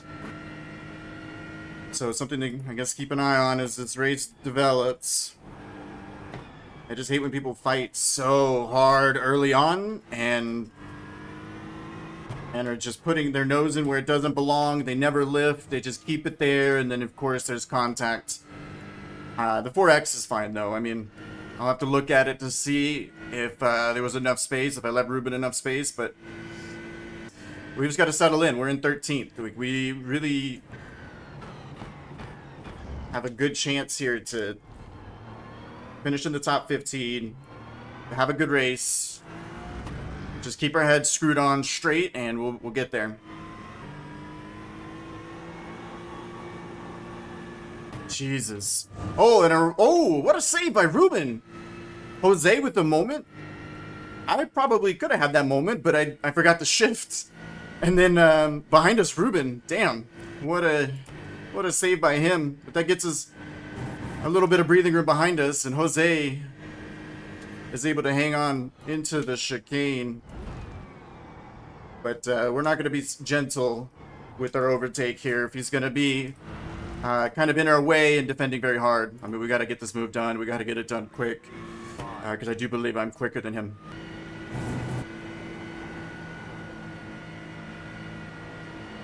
Okay, kind of a sketchy moment. The Mustang, somebody was pulled over at the top of Eau Rouge, though. So we're up to 12, and this time Jose is actually going to let us go. Oh, thank you, Jose. Alright, it turned out to be a good guy. Alright, looks like Jose has let Bentz go behind, so we'll see what the pace is like for him. I am really, really, really, really slow right now. I'm not sure why. The wind has been, I feel like, at the same speed it's always been. But it's given me a hard time with the handling today for some reason. I was really hoping we'd have the confidence. I practiced. The qualifying runs went really well in between the races, but we got some work to do in order to get into the 15s. The 16.3 is not going to cut it. Like, that's not good enough. But we are in 11th, so positionally we are probably the best we've ever done relative to the SOF. So we got that going for us. There's some 16. There's a 16.2 up there. I can see an 8th. So I guess we're not completely miserable. All right, get another improvement this time by a 1/10 of a second. So 16.2, very good. I didn't really make any serious mistakes there, so I do feel that is a very representative time. We're matching the time of the 8th place car. So, you know, again, like if we could just find another 10th or two, if we could just somehow get into the 15s like all the other guys are able to do, we'd be there. We'd be able to fight with them. And only 4 seconds down the road. Oops, somebody's off? The car in front has gone off.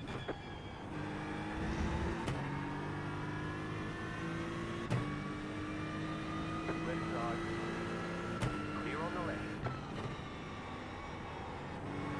was the car that was in 10th that we were trying to catch. Well, he's made a mistake. I guess in Rivage. Maybe under braking. Snap loose on him or something. But that puts us up to 10th. It also gives us a presence in the mirror that we're going to have to, you know, monitor. But we have 3 laps to go until we're out of fuel. So pit stop window is here soon. He may come in. We'll see. Ah.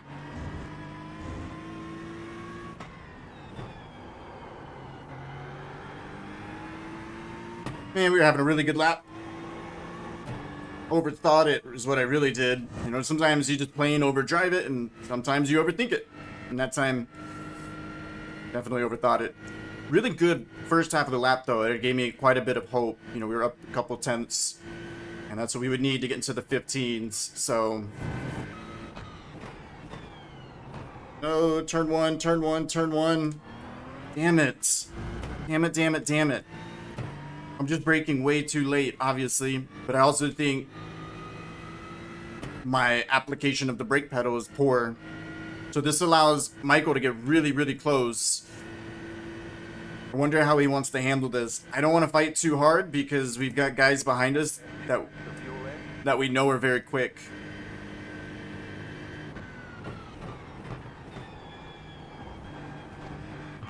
I would just like to get to the pit stops if we can.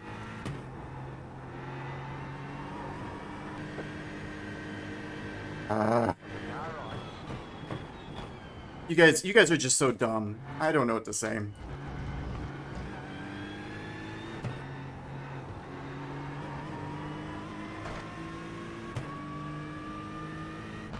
Well, it wasn't a race between ourselves and Bents, at the very least. We were keeping the distance and he wasn't able to keep up with us, but now it will be.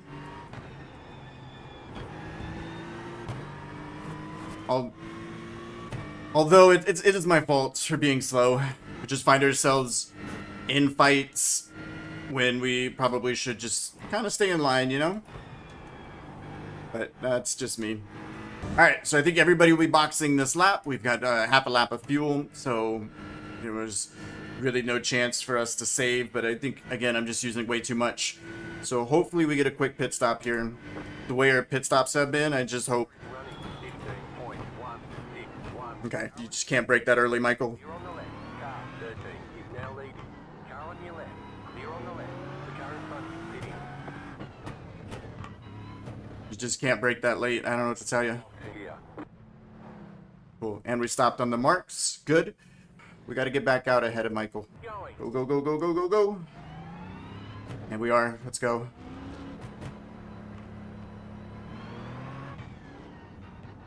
Left side. Right side. Who's that? Clear on the right. Oh, was that a spot out for Michael? Okay. We lost so much time to Daniel. Look at that. He's gained 3 seconds on us. In a Mustang. Alright, we just gotta pull a gap. That's simple. Let's just be faster than him and we'll be okay. At the end of the day, there's no substitution for being extremely quick.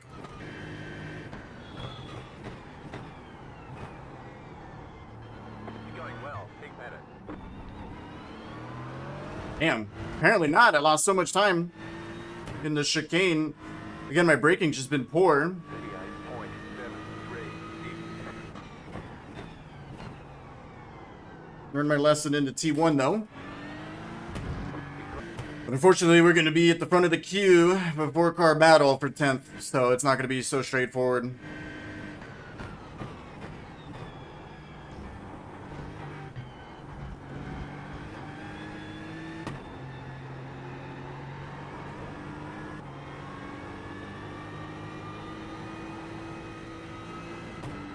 So much oversteer. Hit that inside curb. Could have ended really, really poorly. Damn it, man. We just don't have the pace right now. 4/10 off of our best, so it's just not, it's not cutting it. I think there's a certain disappointment, you know, when you're not going fast enough. Car 3 is up the front. And again, just can't slow the car down. Fucking hell.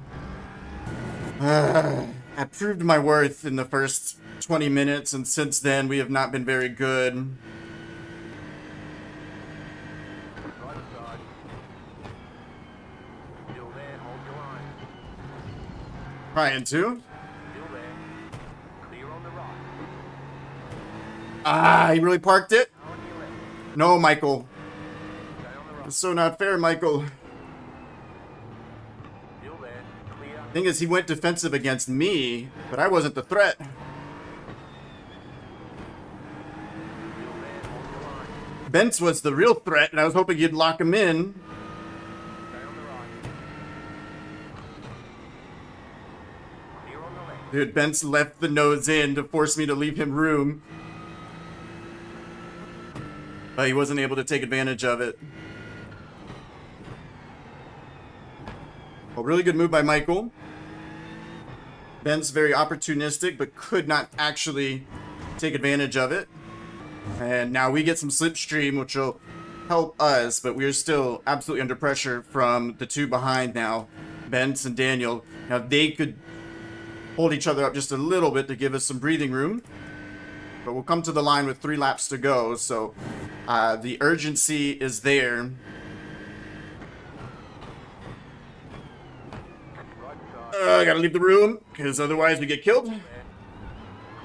as always.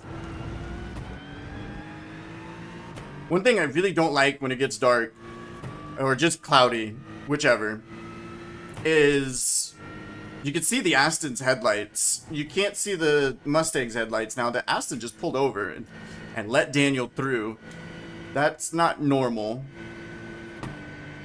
I don't think that there was a slowdown acquired anywhere. None that I could think of, but like, there's no headlights for Daniel. He should at least have something. But like, I can't see his car.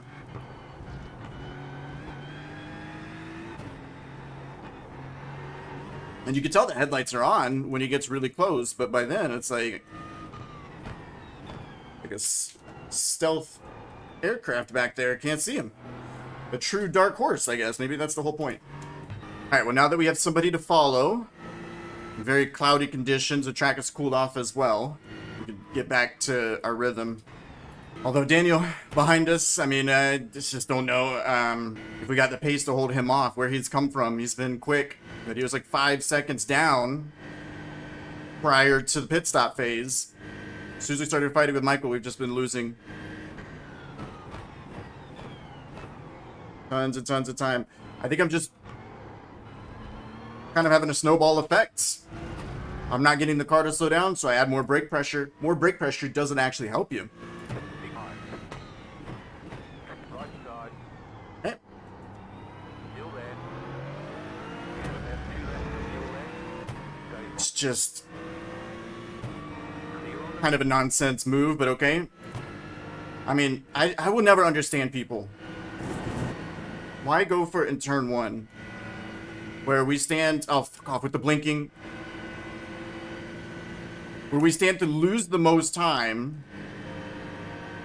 right side. Now, he's done this move to me before. Still there, hold your line. Stay on the left. This time he's doing it with a lot less confidence, though. Stay on the left. Still there, hold your line. Clear on the right.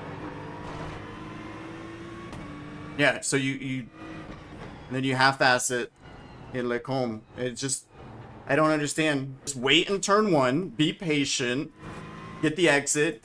Slipstream's worth like 2/10 down the straight.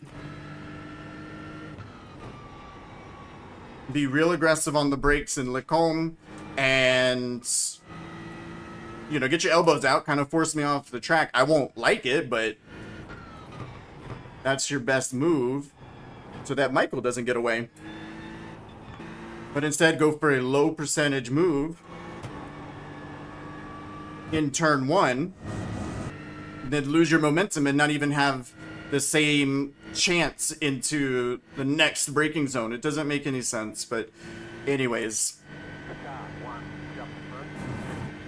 I feel like I have a straight line speed deficit, dude. I'm slow. White flag, white flag.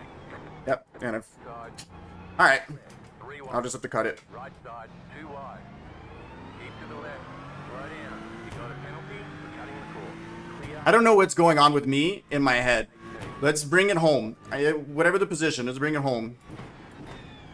Car right. Still there, hold your line. You have about 1 lap of fuel left. Clear. Hopefully we're still getting some slipstream from Bents. Damn, what a meltdown this was, yeah? Car on your left. Still there. Keep to the right. Clear on the left.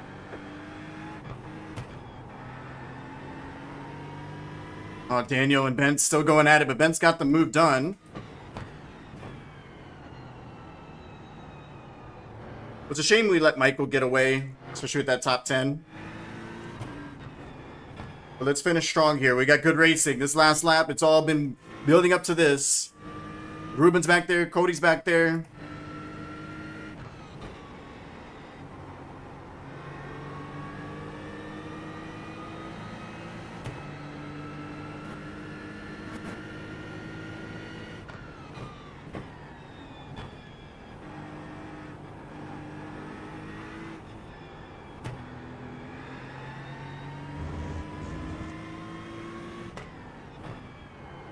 Very, very important. No wiggles, please. And we got to be confident on the brakes. We know what to do. We know what to do. We have enough slipstream here from Daniel to keep us safe from Joel.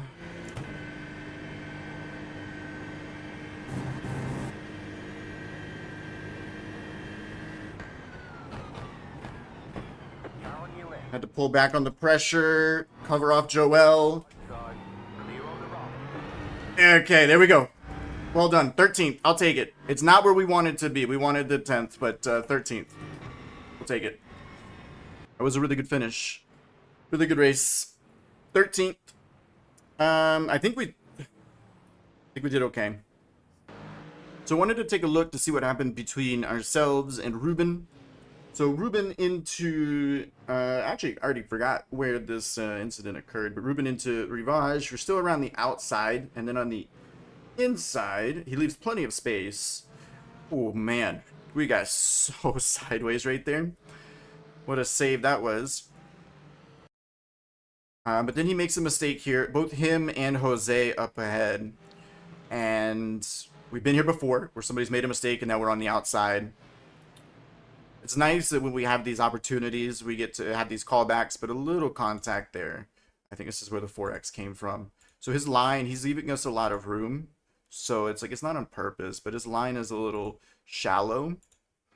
And it looks like he understeers into us. So nothing egregious or malicious here. But yeah, no big deal. Just a little 4X. And life continues on, and we get the position. We get to keep it this time, thankfully. No silly lunge. So yeah, nothing too crazy. Really quickly, I guess I should include what happened here on lap 1. So it looks like we just have maybe a misunderstanding. I don't know. But unfortunately, yeah. Not good. Not good. It does look like potential misunderstanding. From some perspectives, it looks way worse. And for some perspectives, maybe not as bad. But this took out a few really fast race cars, and that was nearly a terrible rejoin. But yeah, so from this perspective here, it does look like the trailing Mustang is going for a gap that isn't there, misses his braking, and just tags him in the right rear. From the other Mustang's perspective, you could definitely see what he was going for.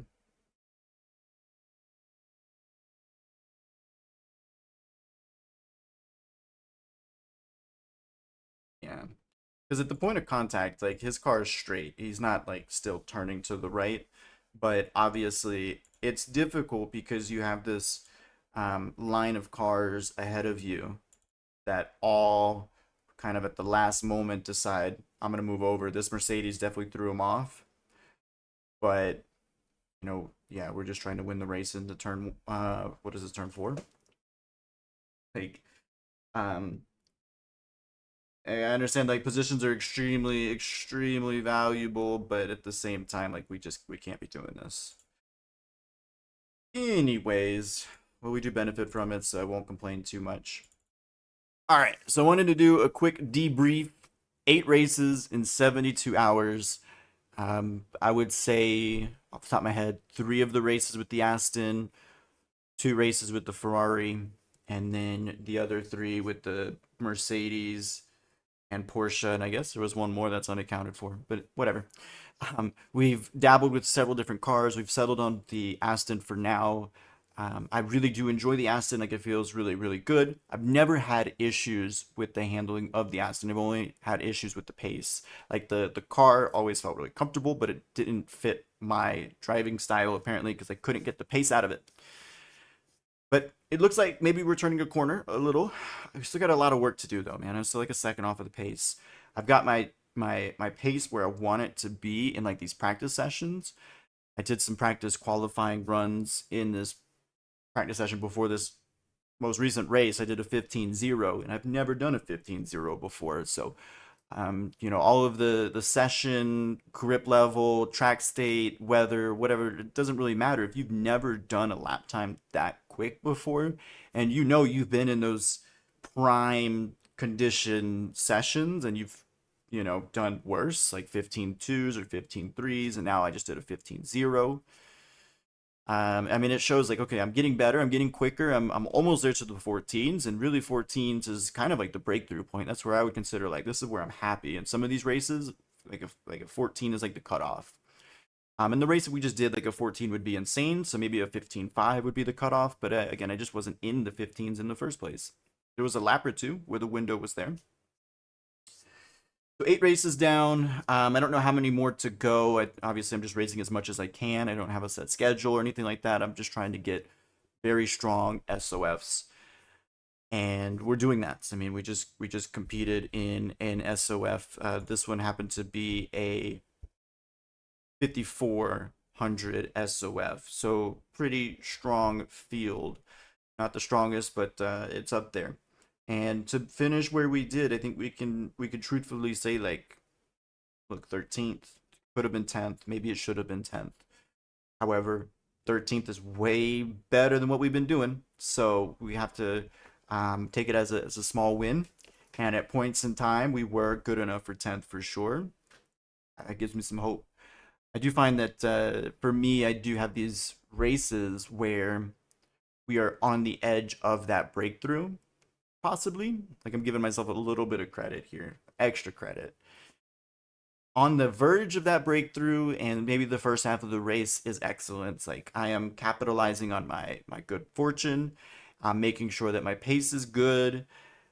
Some of these guys that I'm racing with maybe have been faster than me in the past, but right now I'm equal or sometimes even quicker than them.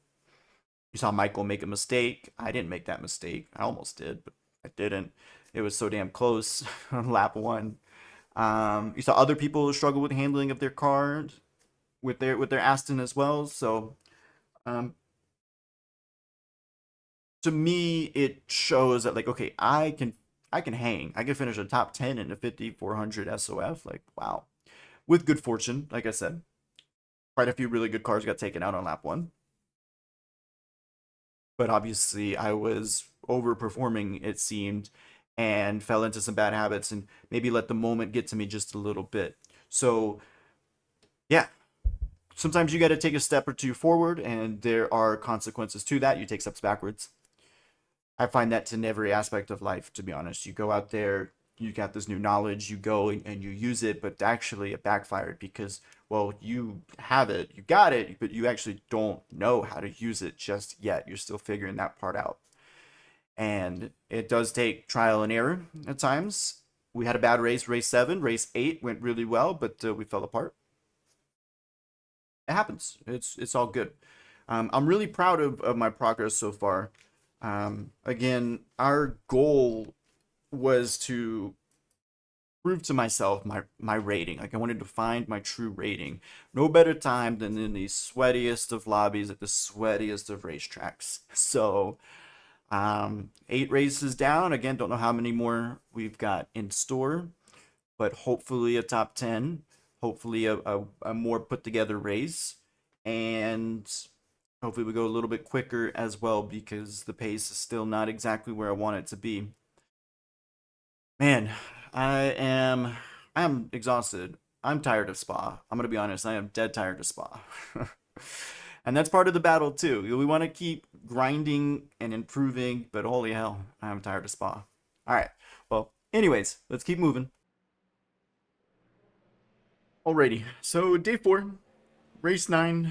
I feel like my pace is really, really good. My consistency is really good. My car control, really good.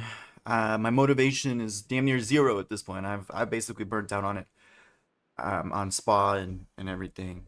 I still enjoy driving the car. I still enjoy driving the track, but I'm just at the point where, I don't want to do another 40 minutes. We're registered for the next race. There's 779 drivers registered here for race 9.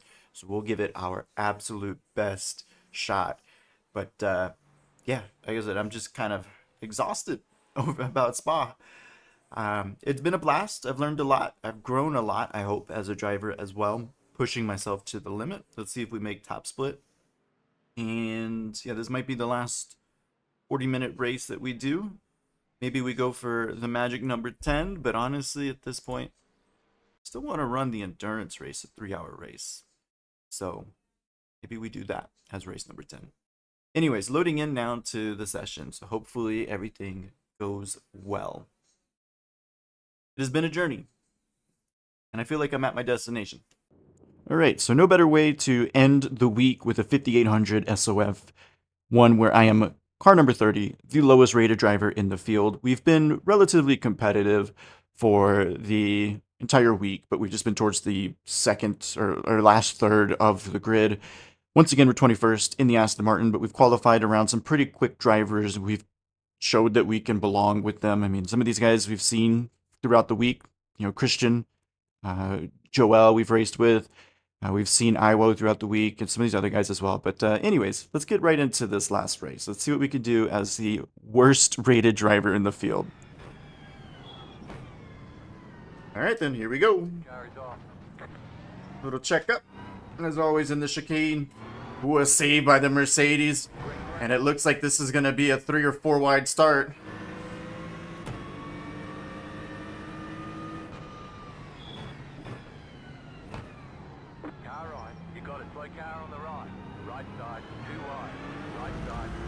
Okay, I think we're all clear. We got lucky we didn't get hit too hard by whoever that was.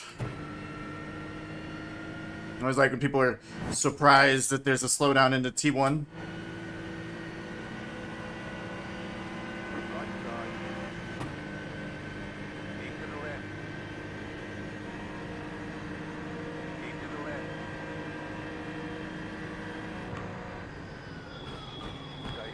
Oh, somebody's off. And Sven's just outright disconnected, so... Uh-oh, somebody else is off! Oh, just trying to survive. Damn.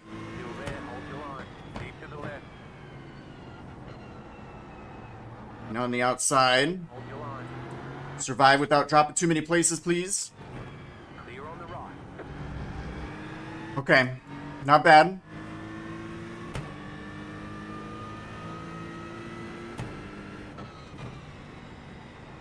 And more collisions.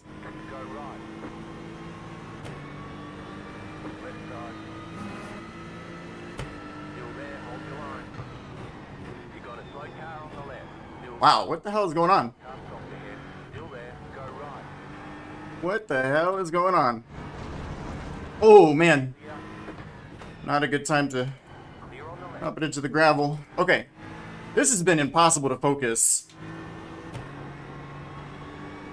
As everybody's just losing position, or losing control of their car for one reason or another. Whether these guys are spinning on cold tires or if they are just being over aggressive. And just trying to avoid them, but also manage the car in the mirror and make sure I don't get ran over. Now, quite a few of these guys we've raced with pretty closely in the past. So Joel, I know he's a pretty good racer. I think I could trust him. Pretty well mannered. 6.171. Christian, we've had our incident with in the past, so I was very careful with him. Simon, I think I've been in races with all week. However, this is like probably the first time I've happened to be in front of him. So, anyways, so yeah, we're up to 16th after all of that. Definitely picked up some positions and gave some back just by being maybe more cautious than everybody else, which is a good thing. Anytime you're car number 30, you really want to take advantage of it, you know? It's prime to gain rating.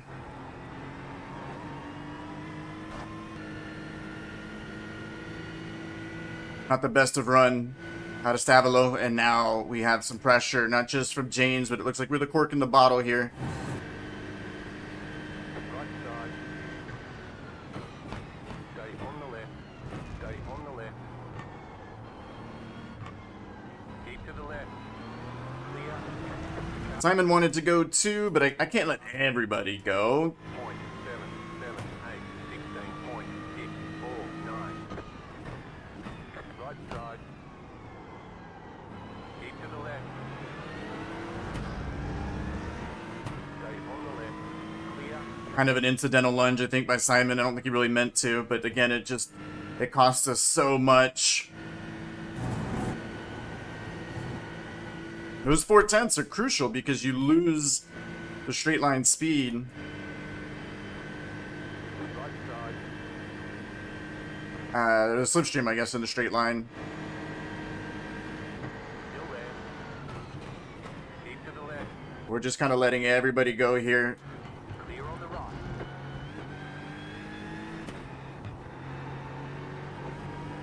Now, the My Little Pony guy, I've raced with him in IMSA. He's a very hyper-aggressive prototype. So just kind of letting these guys go because, honestly, we're just able to keep up with them. And that's good. We don't need to fight for a position that maybe we can't really hold. We've done that in the past. It hasn't worked out well.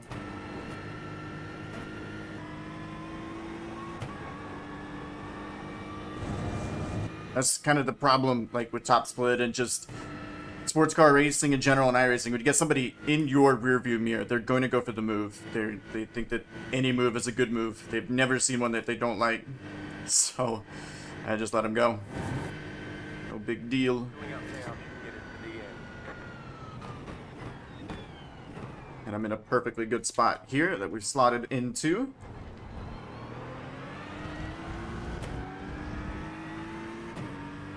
It looks like these guys are going to be battling quite hard.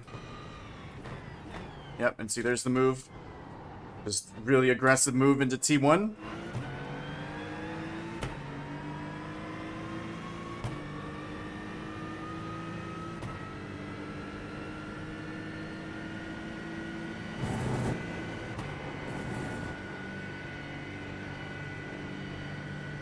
What do we think? Is there a pit stop on the horizon here?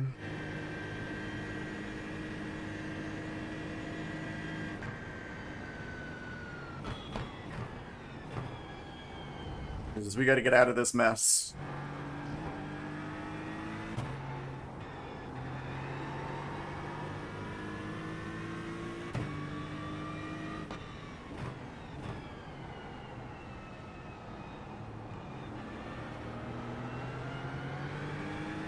Car in P26 just set the fastest lap. 14.717.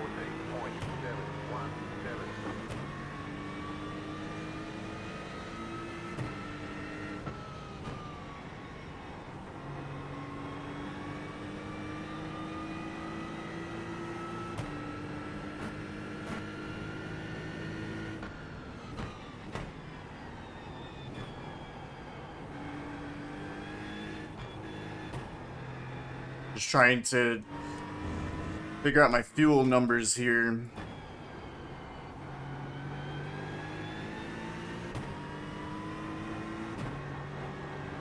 All right, coming out of Stavilo here.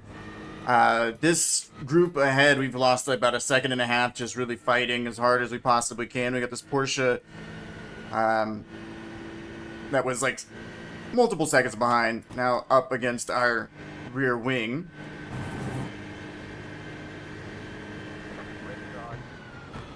There's an incident ahead. Still there. Hold your line. We're gonna go ahead and 14.91. come into pit. Clear. It's an obvious move. Your left. Clear on the left. It's not even a question. Pit box. Alright, so we went for the undercut. The undercut works really well when there's a lot of traffic like that. Obviously, we spend more time than everybody else at full fuel.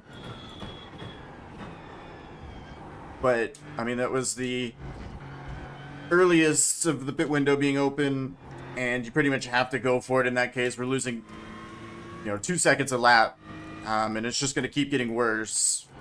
So, yeah, you just come into pit. Get the hell out of there.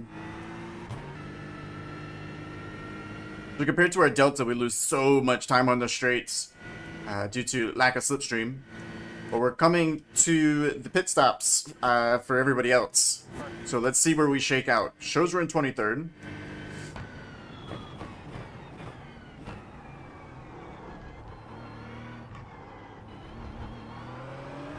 And I mean, we just about improved on our personal best. We matched it at least, so I'll take that. Really good final lap before everyone else comes in.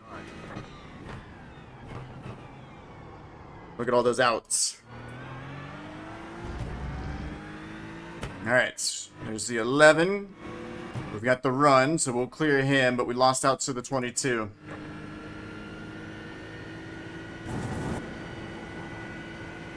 I think we just had a couple too many slow laps, and I guess they didn't fight as hard as I thought they would have. But now we got 12 minutes to go. Alright, and then the race is on. So, let's see how this goes. We do have pressure from behind. I would like to get this done. I don't think the Porsche and the Aston are the fastest in a straight line. But look at how much we're closing. Unfortunately, there's not much I could do as the Mustang kind of beat us. Nowhere I can go here. We're just operating at a straight line speed deficit to the Ford. I'm gonna let him go.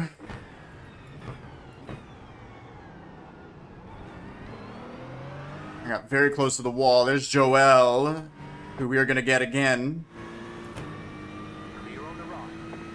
Perfect. Okay. So he was saving fuel to get that extra lap, but it didn't really benefit him then. Doesn't seem, as he falls back to 21st. We've got to make sure we keep up with the 11 here. Come on, car. I'm not sure if we're faster than anyone else, but we've got to keep up with the 11 to help us to get back by the 22. I think that's our race. Racing that 22. Oh, someone else coming into pit. It's Finn. So we're in 18th. How cool. Right down the Kemmel Straight. They're fighting for slipstream, fighting for track position. Around the outside.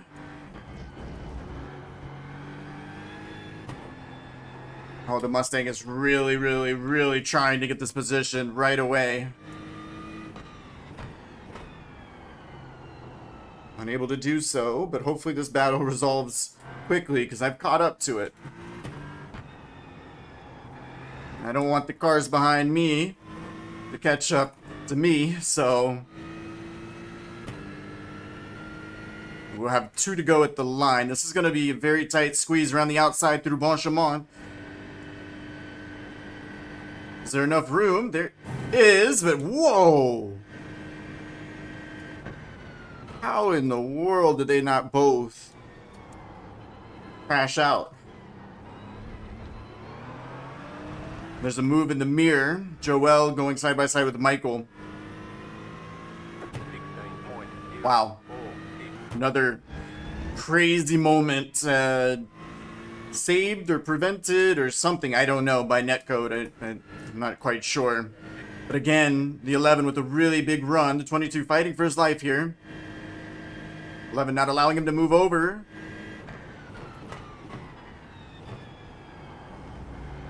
And I think the Mustang just about got him.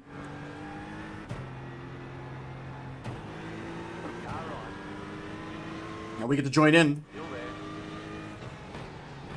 Porsche right on our right rear under braking, leaving us very little room. And I messed it up. I messed up Rivage because of it. But that's okay. Alright, so this is what I mean. Joel's now in our mirror. Gonna hold that white line. Left side, last lap. Keep Ooh, he turned in, but I held my ground. still there. But he beat me. That's a hell of a move. 17.163. Car right. Still there. Alright. Still on. I kind of goofed that up just a little bit. You could, yeah, whatever. I'm sure he doesn't mean anything by it. But Michael, I appreciate you not running me over. I kind of goofed it up just a little bit. 1 lap of fuel. Damn, dude, we had our opportunity to get by the 22. 22's really quick. It was just the fight with the 11 that gave us the opportunity. And we could not convert.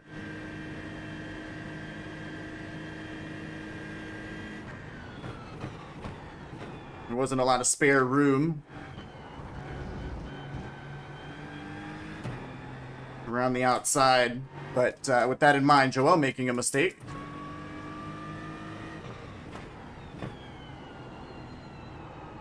And I can't afford to let anybody get alongside or be on the outside of Rivage again. Oh, the Porsche's really struggling. He's on skates.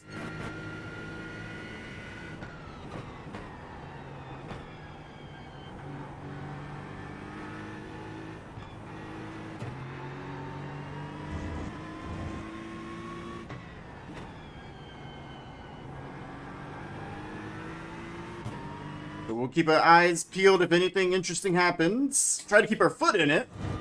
And you see Michael ran deep. He's into the gravel. Yentel's going to pick up the position.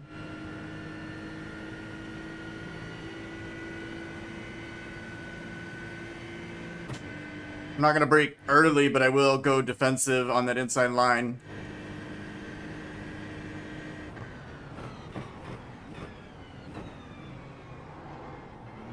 Oh, side by side through the chicane. And no contacts. Nazar will hold on to 17th. It ended up being a good finish, but not much, I guess, really occurred. 19th in the end. We'll take it. Bring it back to the pit. Alright, just wanted to take a quick moment to review maybe if there's anything that we missed with this opportunity here with the 22. Oh, we came so close around the outside.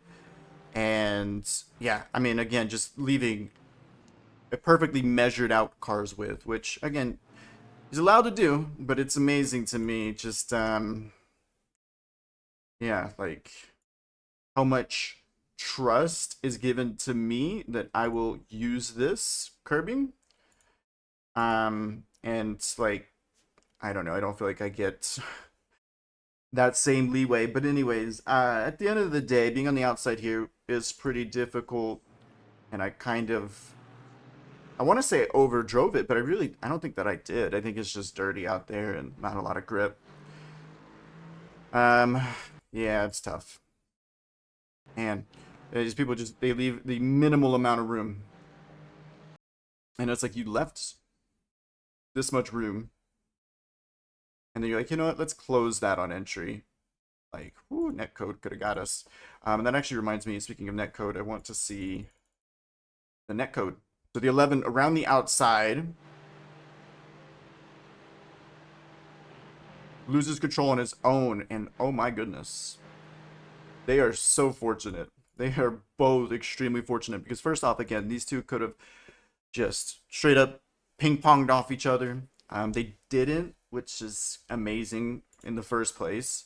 Secondly, obviously the 11 is incredibly lucky that the 22 was there perfectly alongside so that they could bounce right off of each other.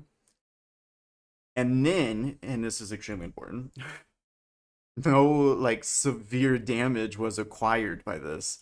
This is an impact that could give you steering damage with the barrier, and with the wheel having input in it, could have given him, either of them, steering damage just from this, and he could have been crab walking the rest of the way. So better lucky than good is what I'll say in this case. It is a very difficult pass, but he's very lucky the 22 is there to save it. Well, anyways, I guess that is it for this one, for this race. Was a good one. All right, so the week is over. It is all over. In fact, we're a few days removed from the end of the week, and almost like a week removed from our final race, racing 9 times in the span of like 5 days. It was a lot of racing, and I know that there are guys that race maybe once or twice a week, and then there are guys that race tons of times a week, like, you know, up to 20 times a week. I thought 9 was plenty for me, and I think maybe it's just because it's Spa. I got tired of racing Spa. Like, I just didn't have the passion for it anymore after that 9th one. So I felt like, as well, being car number 30 in that 5800 SOF and getting a 19th place finish, I felt that was a pretty good spot to end on. But yeah, this whole experiment was to determine whether or not I'm overrated. By the end of it all, it looks like I am quite rated. So I'm happy to say that I am not overrated. In fact, I think I gained 4 rating points in total over the span of the week. So I didn't lose any, I just gained 4. That was it. So that shows that I am accurately rated. You know, I am exactly where I'm supposed to be, and that's all I want. I want my rating to be accurate. I want to race against the best, but I really want my rating to be accurate. What a week, though. 9 races. It started off pretty strong. I felt the first race was really good, but that's the first time slot. Oftentimes, that first time slot is going to be, I don't want to say easy, but it's going to be easier. And it's because people aren't, as practiced. Usually, these time slots seem to get more difficult as the week goes on. So that first one is probably your best chance for a good finish, right? And I think it went well. It was very encouraging. The second one being in second split, we started really poorly, 27th, and finished like 13th. That showed like, okay, at the end of the day, again, it's just qualifying that's kind of killing me. If we fix that, we'd be golden, because 14 positions over the span of a race in a 4400 SOF was pretty incredible. I can be proud of that. But even when I qualified poorly or qualified well, I was still in like the bottom third of the field, it felt like, every single time. And we were in top split the remaining 7 races of the week. Some of these SOFs were quite high, like up to 6K, 5800, 5900. Yeah. The second or after the third race, I think it was, I mean, I was so discouraged. I was beat, and I honestly, I felt defeated. Like, I can't do this. I'm not quick enough. There's just no way. Unfortunately, I really wish that I was, but there's just nothing that I can do to be as good as these guys.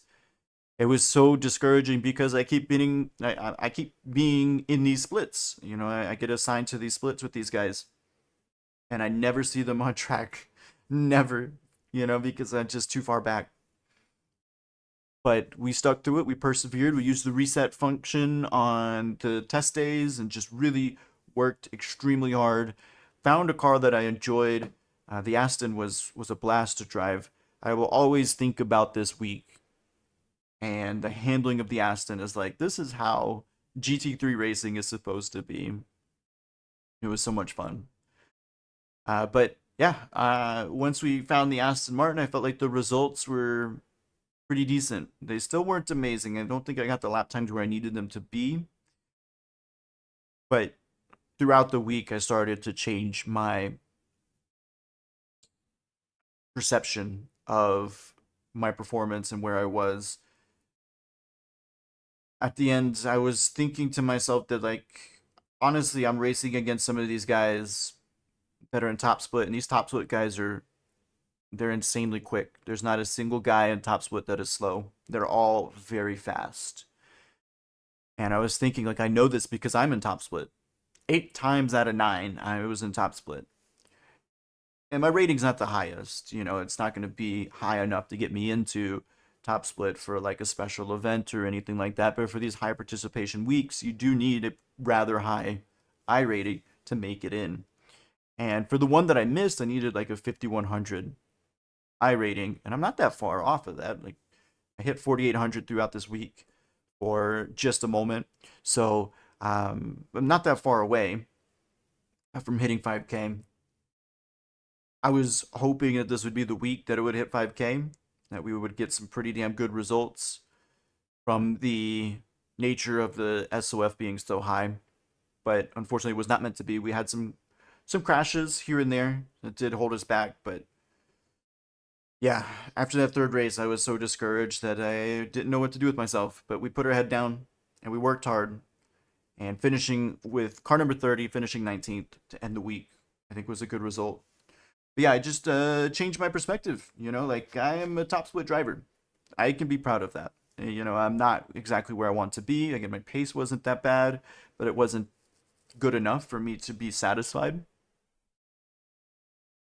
But I just wanted to kind of document my growth. This week as a whole was, I think, a very, very difficult week for me. But at the same time, it was extremely, extremely rewarding. And I hope to take these gains into future weeks, but also into, you know, the next time the GT3s are at Spa, which could be, I guess it would be the 24 hours, right? And I think it'd be the next time. So, yeah, I don't know. I don't know what else to say, honestly. I feel like that summarizes it really well. And I didn't achieve what I wanted to achieve, but I got my answer, right? It's that my rating is good. It's where I belong. But I didn't achieve exactly the pace that I was looking for. But that's okay. We got a long ways to go, hopefully. This is a major step of many in the improvement realm. Anyways, well, if there's anyone crazy enough to have made it through all 3 hours of this video, I salute you.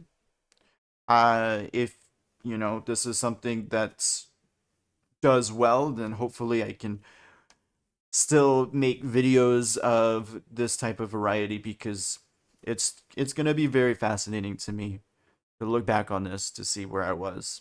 Not just as like a driver, but maybe even as a content creator. But anyways, yeah, I appreciate everybody that I was able to race with, even the ones that raced me quite hard. That was a lot of fun. I do enjoy those aggressive races, believe it or not. But in the end, hopefully we made some friends. Maybe we made some enemies, some rivalries for future races. And I hope to see you guys on track.